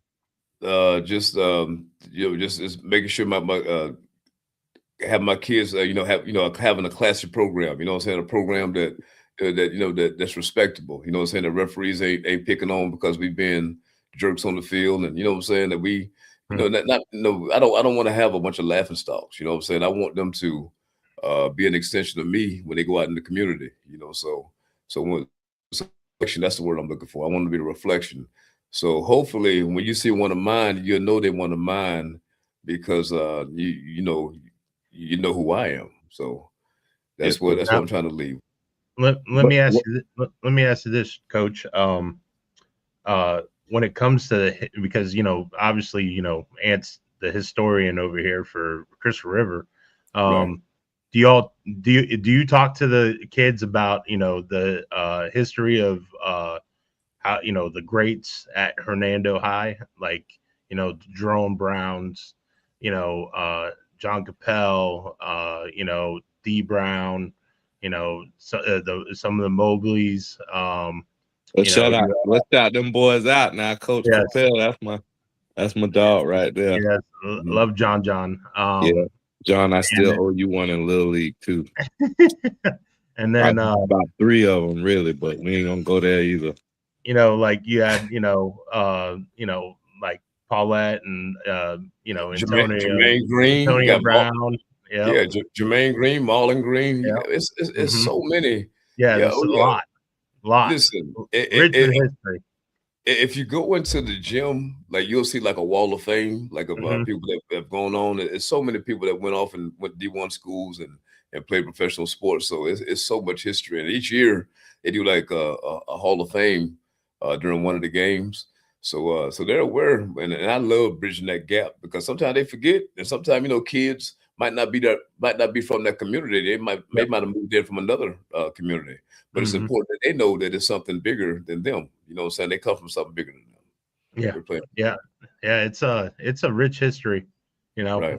It's actually the second oldest high school in Florida. Did y'all know that, Hernando? No. It's the second oldest. What's the oldest high school, Coach? I think it's Leon up there in Tallahassee. Me and my wife were looking it up the other day. Yeah. So what are some ways that you like you said, you like to keep a classy program, and I know that's always something, even when you guys won that game at Crystal River, it was such a monumental night, especially for Citrus faithful and alum, M&S in itself. It was a great season and a great night for them. But it was still not, there was no bad sportsmanship. There was nothing, just, there's a little talking, but the kids know each other. It was classy, they kept it right. And how do you instill that everywhere you go? Well, it's just constantly correcting, you know what I'm saying? Like if you see something, just like your kid, you know what I'm saying? If you see them saying something or doing something that's out of line, you got to constantly keep prompting these kids. They're not going to just go correct themselves. So if they hear it enough, they'll understand that, hey, this is the standard. And then, it just kind of, after a while, you won't have to say it as much because they be like, hey, you hear Coach Chop talking, you better hush. Or, Coach Chop don't like that right there. So it's just it's just establishing that respect, letting people know what your boundaries are, and just letting people know what your standards are, So I mean, that's pretty much it. Yeah. What, Coach? Man, what drives you every day? What pushes you to be the person that you are? Because we've talked about this privately for years. You know how it is. I call you and I ask all questions. What just drives you to be that person that you are? My faith in God, brother. You know what I'm saying? The first thing I do when I wake up in the morning, like I said, man, I'm not trying to make this a religious program or like that, but the first thing I do when I wake up in the morning is I pray. You know what I'm saying? I thank God, and I try to do that throughout the day. Try to, just try to get that discernment, try to get, because, this job, man, coaching ain't easy, man. It's you got to stay prayed up, if you don't stay prayed up, man, this job will pluck all of your feathers. You know what I'm saying? You won't have anything. So Yeah. you know, just my faith and like just trying to just stay focused and keep control of my emotions and you know, control my you know, just stay focused. That's the main thing. You know, just and you know, as long as I focus on him, you know, everything seems to fall into place. How do you handle your pressure and your expectation? You know, because like Nick said earlier, nowadays, you know, even me too. Anywhere you land, we expect you to immediately make that chop impact. Like we sometimes don't give you time to even get in there and do nothing. You know, Right. so how do you No, handle and juggle all that? listen, because I have a standard, you know, like you know, like different ones they have standards for themselves. You know, Michael Jordan had a standard for himself. Kobe Bryant had a standard for himself. But you know, you're not gonna win every game. You know what I'm saying? So you can't worry about what people's expectations are of yourself. I have my expectations. If I don't exceed these expectations, I'm not gonna let it break me. You know what I'm saying? I mean, I heard I was at a comedy. I heard a rapper Ti said something that was very profound. He said, "If you live by the cheers, you go die by the booze." You know what I'm saying? Mm. So Oh, I'm not. so You understand what I'm saying? So it was very profound. It stuck with me. And so if I'm sitting here and worried about what other people thinking about me, then you know, if they cheering for me one day, the very next day they could be out against me. And if that's what I'm living for, then you know that's pretty much that's your life. I feel like my life has more meaning than that. You know what I'm saying? I'm a father. I'm a husband. You know what I'm saying? I'm a coach, but I'm a son. I'm a brother. You know what I'm saying? It's more to me than just being a coach. And I think people lose sight of that. You know what I'm saying? They want that spotlight. They want that so bad. My thing is I'm just go coach. You know what I'm saying? Whether I have a good season or bad season, you know, I'm doing what God put me on earth to do. yes, And sir. you're making a difference and an impact. That's a thing about a coach about coaching that a lot of people don't understand unless they actually coach and they're actually in it for the right reasons. Because the fact being that, you know, when you coach, you want to make an impact on kids' lives, and you want to make sure they're better humans. You know, when they grow up and everything, when you do see them in the grocery stores and everything like that, you want to be like, hey, I coached that kid, you know, I coached that man now, you know, like and it's like, hey, they got a family and everything, and they probably remember some of the damn stories, you know, that you gave them, and the life lessons, because that's what football is the ultimate life lesson team game, you know, like you are in a locker room with so many different cultures, so many different people with different backgrounds and everything like that. That's what makes it so different. And like a lot of people don't understand it because not a lot of people get to play the game like we got to play the game. And they don't understand like it's a brotherhood for life. Once you hang out, you see those players and everything, you know, you're like, damn, you know, like you like you pick up where you left off, you know, when you last saw him, You're right. and that's the amazing thing about football. You're right. I still got relationships with people I played with, you know, back when I played, you know, and like I said, I remember every kid I've ever coached, whether it be female or male. I don't remember every Mhm, student, you know what I'm saying, but I do. Like if they made a play or something like that, I can recall those plays. So that's like you said, that's a good feeling that you know you have that impact on them, you know. mhm. So and just wait, Nick, when they like 10 years from now, when them boys that you know coaching, they're in their 20, their mid 20s or whatnot, and you ain't gonna recognize them and then they start talking about the impact you had on them. Man, it's one thing to hear from a teenager, but to hear from a man that the impact you have on their life, what that's something that's special there, man. That's what Listen, we have responsibility. Chop, there's some kids that I don't even recognize because they like sprouted up and stuff. You know what I mean? Right, And then they're like they get their license already. They got their license already and everything. I'm like, man, I'm old. right, I'm getting too damn old for this, man. Like y'all need to quit growing. You right, know? man. Now you touched on it a little bit. Well, first before I go there, I want to ask you this, Coach. for the young athletes that watch the show, you know, the middle school, youth league, kids who maybe haven't played yet, and they, you know, are just waiting for their opportunity. What advice do you have for some of them young guys?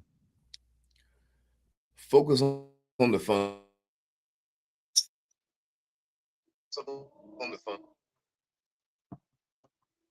Oh, did we lose him? Chop, you there? Oh, Did we lose him? He's frozen. might have did. Let's give him a second. See if it. Let's see if he pops in back in or not.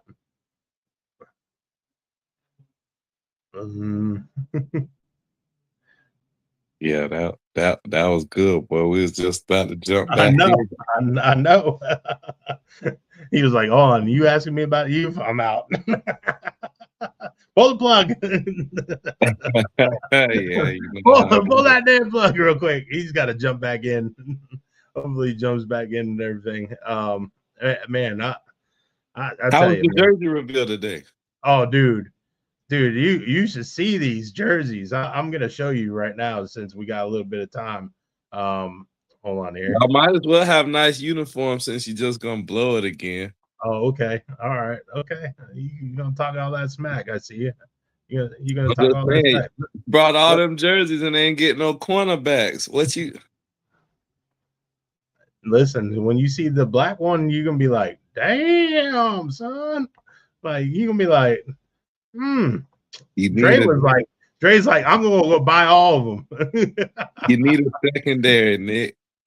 We got listen, I just can't do the Bronco thing, man. Just can't do the Bronco thing. I'm sorry. You ain't got no choice. We about to make a trade for Devin A-Chain, A-Chain. Here we go. We got Coach back. Hold on. Okay. I'm sorry, guy. I think my computer froze on you guys. I'm bad. No, you good. We fought the ant. Just asked the wrong question. No. I'm sorry. What was the question again? Joke with you.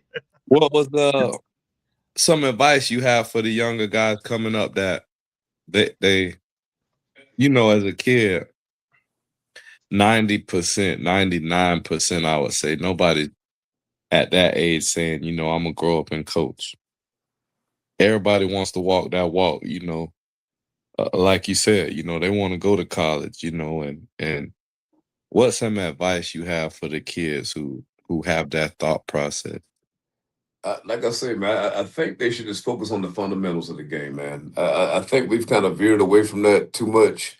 We kind of veered away from like how good the uniforms look and how all that stuff and the hype around the game. But if you really want to excel far in the game, you got to be good at what you do. You know what I'm saying? Because ultimately, it's gonna be the cream that rises to the top. You know what I'm saying? It don't matter who talked the loudest. It don't matter, you know what I'm saying, who got the cleanest uniform. I don't care how shiny your cleats are. If you can't play football, I mean, you're not gonna advance as far as you would like to. So you need to work on your craft, study your craft, be serious about your craft.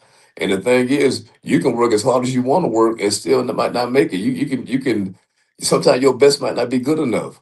But what are you willing to do to sacrifice, you know what I'm saying, just for that chance to be great? You know what I'm saying? Sometimes it might take a little bit of luck, you know.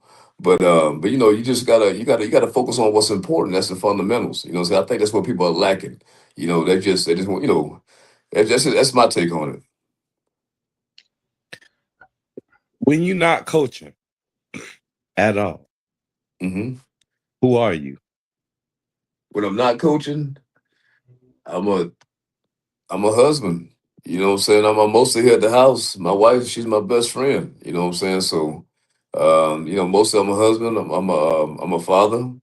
I'm a man of the Most High. You know what I'm saying? I represent Him. You Yes, know, sir. so that's, I'm not perfect by any means. You know what I'm saying? So please don't, because I make mistakes all the time. We all sinners, but yeah, that's pretty much me. If you know, if a person watching this or listening somewhere could take anything from the story of your life, from from beginning to today, you know, what would it be? What would you want that to be? We lost you. Can you hear me? No, we lost Ant on that question. Ant, I think I heard him. I heard yeah, you. you Yeah. did hear- okay. Okay. So what I would want them to take from me, that life's all about ups and downs, man. I mean, everybody got challenges, but it's like, are you gonna let it stop you? Are you gonna keep on pushing? You know what I'm saying? Like, this world full of quitters. You know what I'm saying? People want to quit all the time, but you just you gotta look yourself in the mirror and just know who you are and don't never quit. You know what I'm saying? Like you might have some misdirection. You might have some mishaps, but those are just life lessons. You just learn from those lessons. And I just think it's important that we just got to know that we got to have somebody that we can always lean on. Have a support system. Like I said, my support system is God, and also my family, my wife. So just make sure you keep your priorities in order. You know what I'm saying? And setting boundaries for yourself. I know it's a lot of stuff. I'm not trying to give a dissertation or nothing like that, but that's a profound question. I want to make sure I answered it with a pretty good response. No, I mean that's a great response. It's I can't hear you. Can you hear me? can you hear I hear me? you though. Oh, Yeah, I we hear can you hear now. Okay. I can't hear Nick. You can't hear me at all? I heard Ant though. Can y'all hear Okay. me? I hear Yeah, I Ant. can hear you good. I hear both of y'all. Yeah, I can hear Coach. I hear both of y'all So real good. Can you hear me? yeah, I hear we can you, hear you. Ant. Okay. But Now one more I got, Coach. I got one more for you because it's a lot of people in the community gonna tune in and watch this on the back end. You know, if you had any message just for any of the viewers, what you say it again. It cut off, Ant. I'm sorry, brother. Oh, his mic's mute. I lost both of you. I don't know if y'all can hear me or not. Hold on there, Chop. let me see now. Can you hear me, fellas? Okay, yeah, I hear you now. I say if you could leave one message to all the people viewing the show, what would that message be, Coach? You want a message?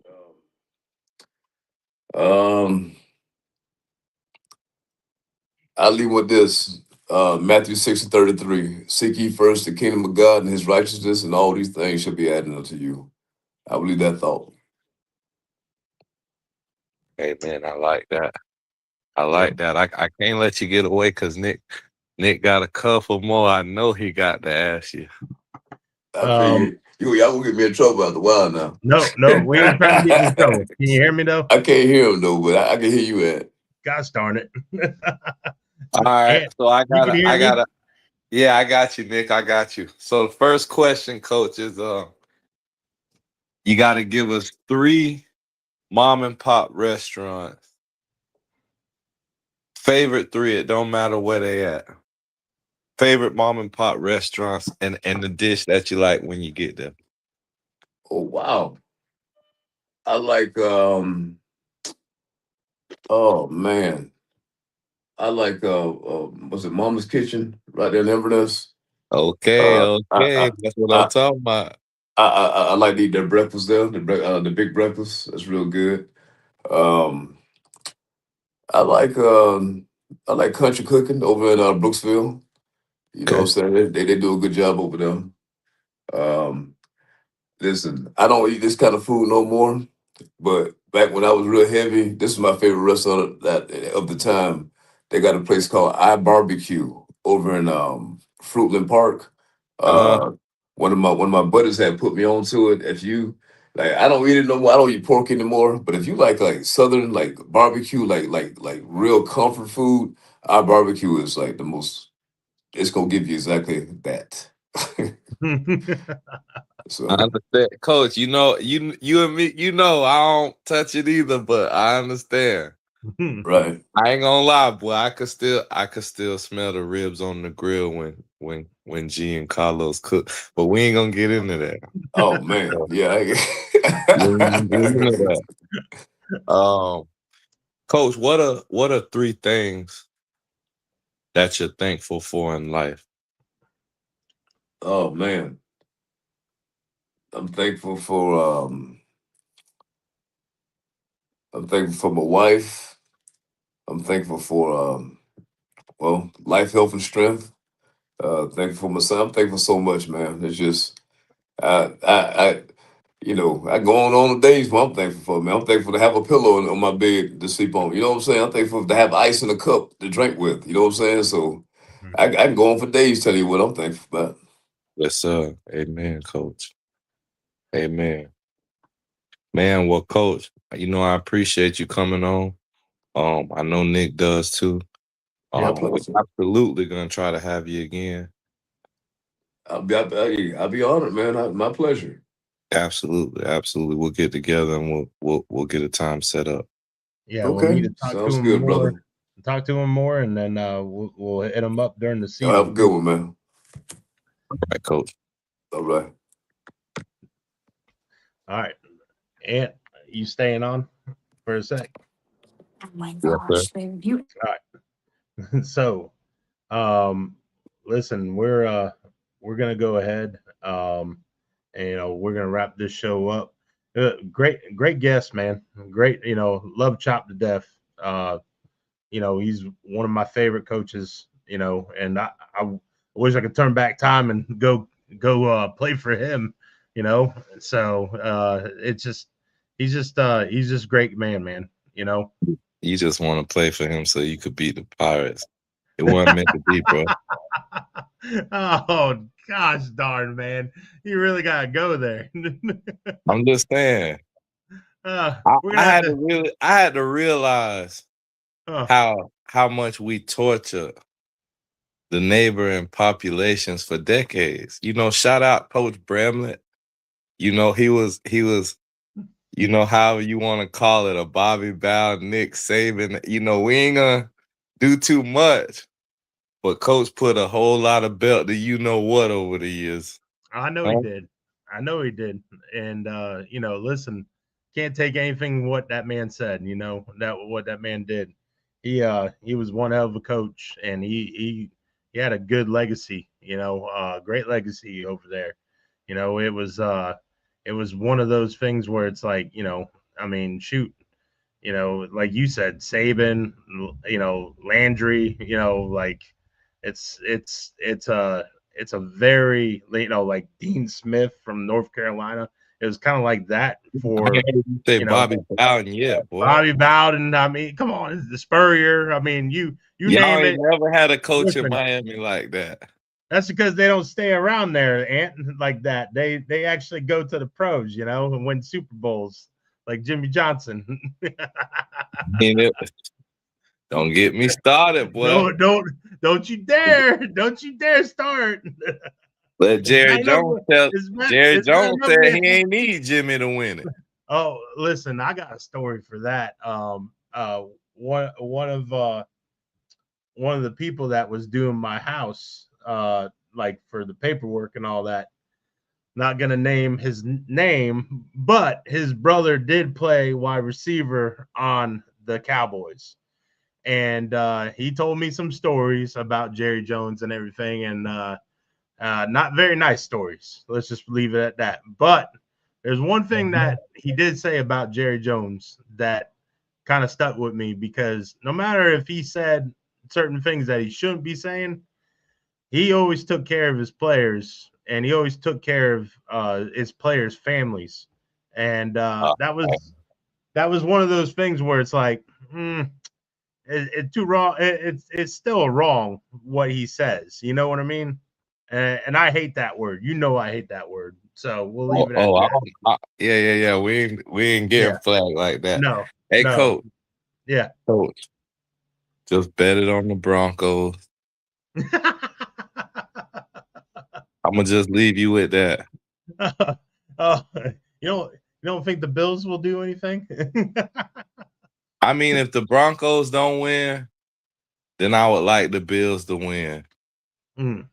You know, that I don't lose when those two teams playing in the AFC Championship. I Yeah. can't lose. It's Denzel in Training Day. I can't lose. But that's it. All that other trash, Mhm.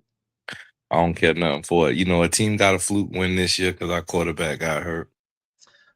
Yeah, I feel like you guys, probably would have been better suited against the Seahawks, but I don't know, man. I don't know if I can be a believer in Bo Nix. Hmm?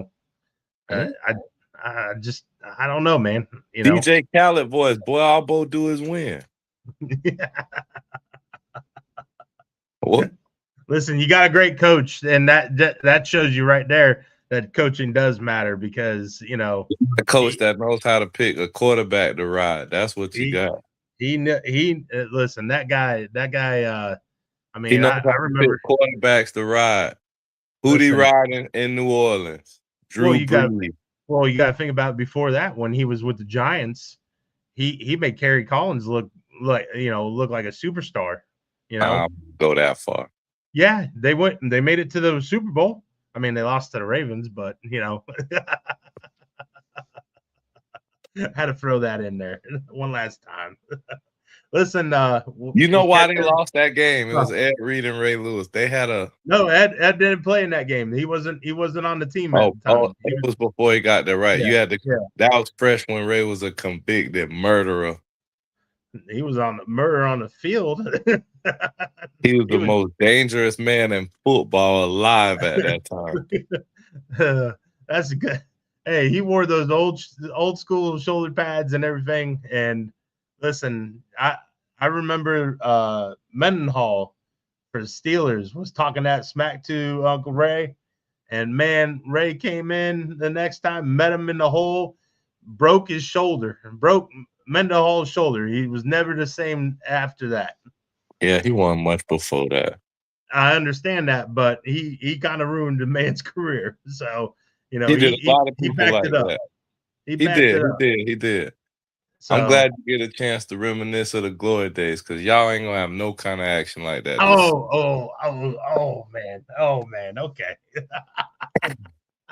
you just mad that they won't go back to the old school awesome jerseys that the Broncos had back in the day.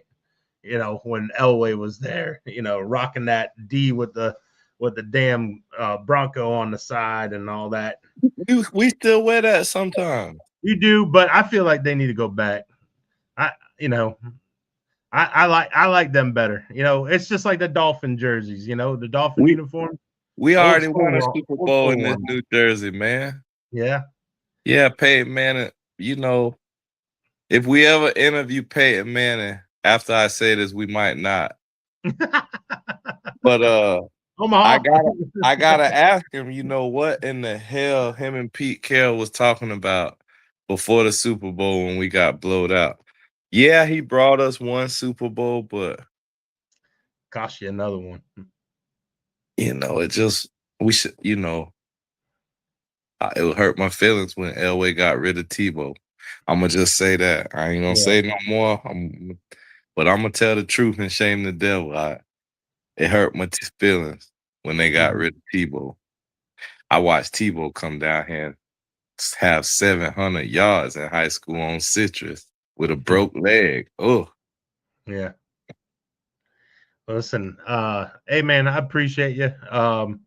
We'll do our show on Tuesday, and we got the draft next Thursday. Look, it should be fun. I know you probably ain't gonna stay up and watch that damn draft because you guys traded for Waddle. Yeah, that's what winning teams do. I know. Okay. There wasn't nobody we was gonna get down there that I really think. I'm gonna be honest. The only thing I don't like is if we were gonna tank a lot of our draft. We still have 7 picks at the back end. Mm-hmm. we should have tried to work something out with a second round next year, maybe a second and a fourth next year, and just went ahead and got Devin A-Chain from them right now. We'd have locked up the offense. We'd have just needed a tight end. It'd have been, Kyle Pitts would have been waiting. Yeah. I mean, maybe you guys could trade for Kyle Pitts. We're trying to, but we got to go through the draft first. Yeah. And then, we're going to try to add Kyle Pitts. I think they said we're looking at, like I said, Miami's tailback, the Jets, Brees Hall. I don't even need a big name. I mean, we could go get a guy who's a little younger and just, he can run. You're not happy with JK? Dobbins? No, he's too injury prone. I think RJ Harvey's good, but even if we had to package RJ Harvey to trade him for AK from Miami, I'd take it. Devin's younger than him. I think he's more explosive. Mm-hmm. I think he's better. I can't necessarily say he's better in the passing game because RJ was so young, but he's a Pro Bowl running back. I think RJ Harvey has the potential now to be really good. I don't want to trade him, but well, the one thing about Sean Payton is he always finds those running backs in the late rounds. He always finds a certain running back. You had Deuce McAllister. He had like some of those guys, man. That did Mark Fletcher leave Miami? No, he's coming back. Yeah.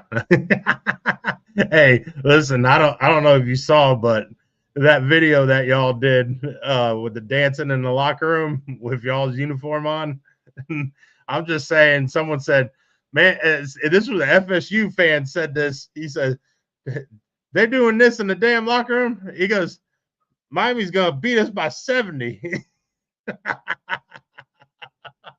Sometimes, it baffles me because this nightmare should be over with. You know what's so funny too is all the times that y'all fans gave me shit about when you remember the old linemen were hugging each other and making stupid little pictures and everything. Remember how y'all made fun of us? Hey, turn around. That's karma for y'all. That's karma.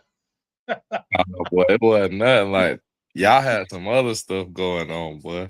Oh man, listen, I'm just saying, like they, you know what? When's y'all spring game? Because ours is this weekend. We're not having one. You're not having one? What? Mike Norvell canceled it. Are you serious? Really? Oh man, is it that bad? You don't even want to talk. You're like, let's move on. Let's talk about pickleball or something. More money. I'm gonna spend more money on gas to get to the first game than the tickets. Listen, I'm gonna tell you right now. I'm gonna tell you right now. If the stands are empty, I'll need you to bring a book with you so you can imitate that one guy that was that 1 year. So we can make a meme of you reading the damn book during that damn game. I would never give you the satisfaction. You need to just do it. You become famous. Nah, I'm all right. I'm all right. I'm even more famous. I'm blessed where I'm at. I won't let y'all get me like that. Oh no. Oh no, Nick.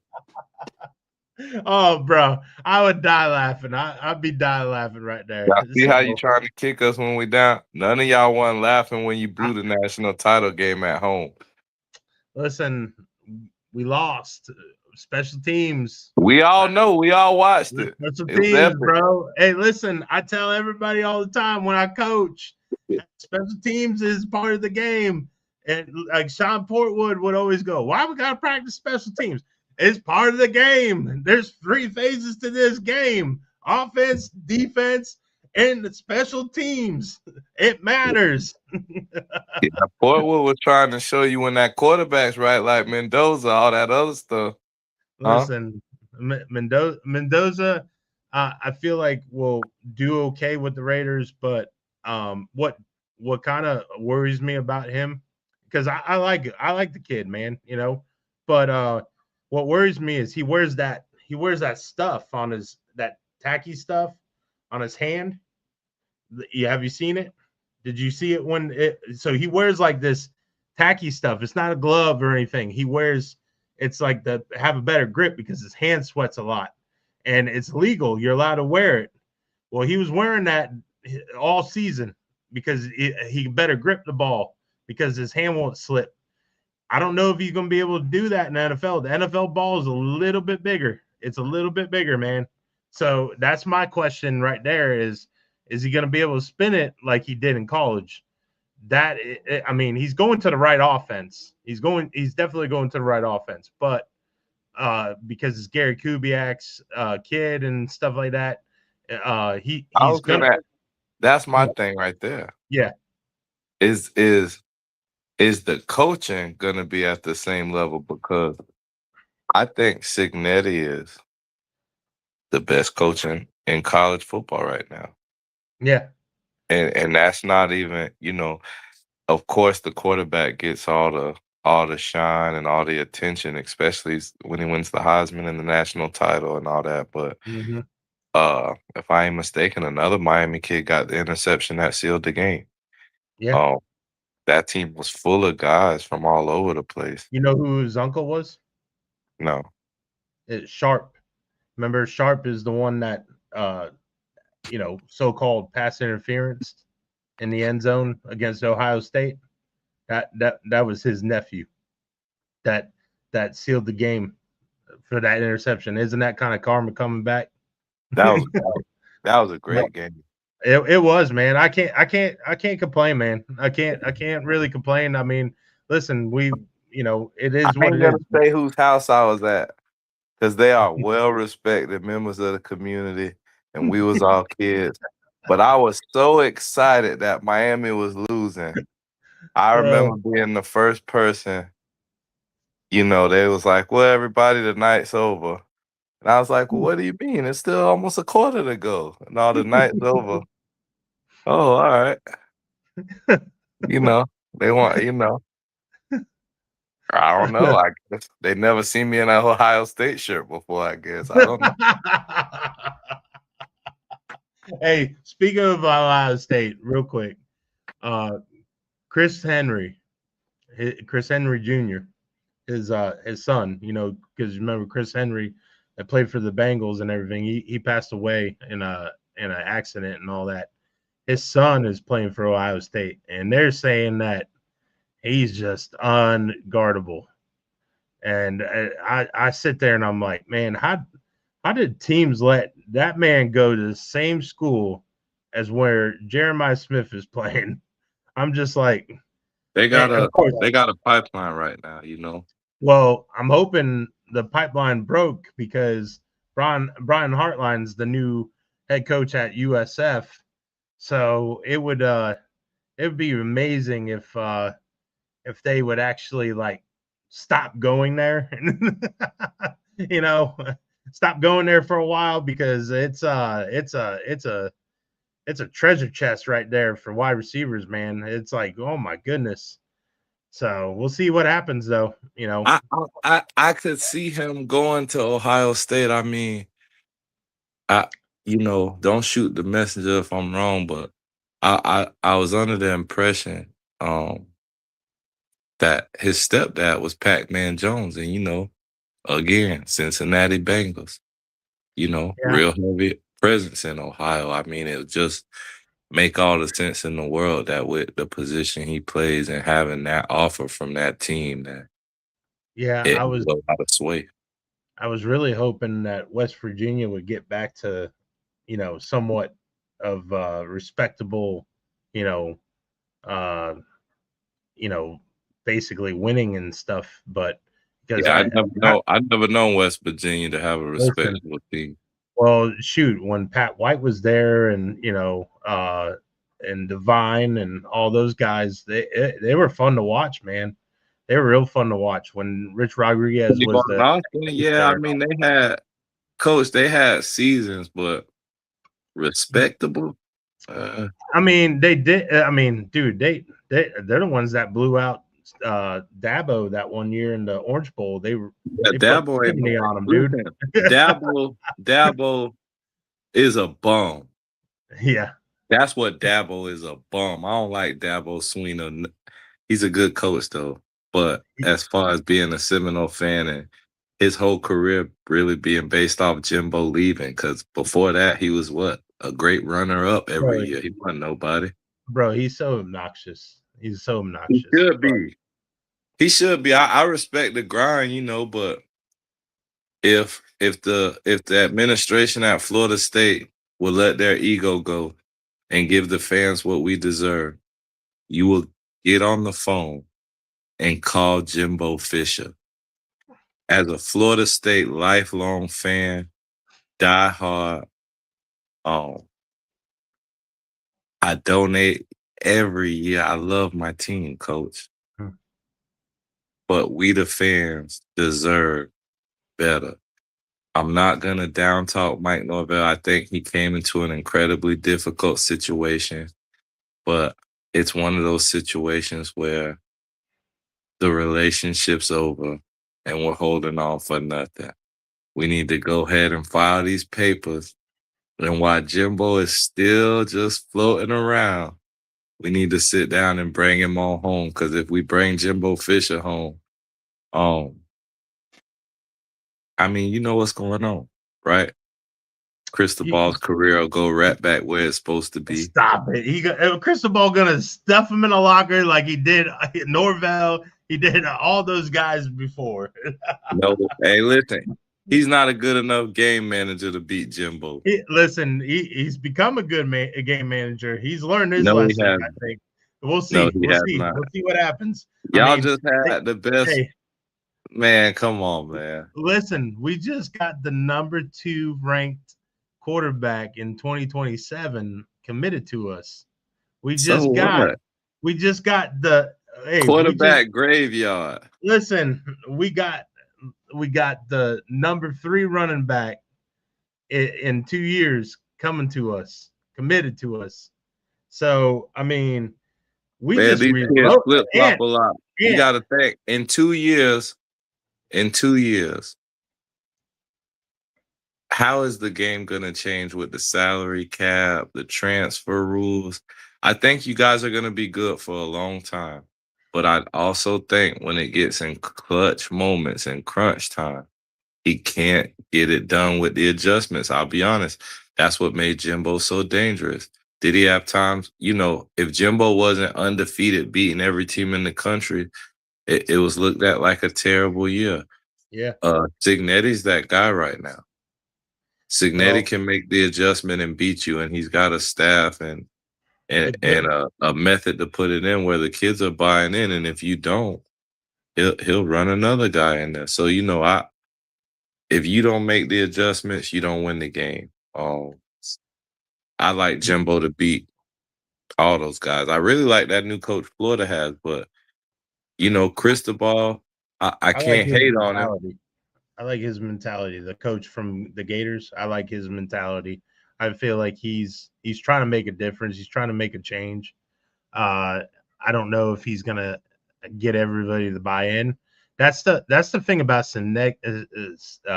Indiana coach Sinetti. I can't even say his name right now.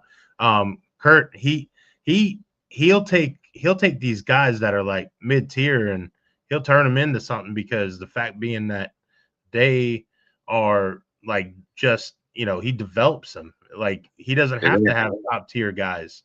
It ain't mid-tier, coach. They just got to be coached. Well, we're gonna see what happens, because I know he had one of the oldest teams in the country. So we'll see what he does. Miami, dude, I'm telling you right now, as long as Mario stays out of Dawson's way, this offense is going to average at least 40 points a game. So I'm just being real with you. Yeah, sounds good. That's without injuries. Like, as long as no major injuries happen, I feel like they're going to average about 40 points a game. And So this year I like your offense. I think you guys are really deep.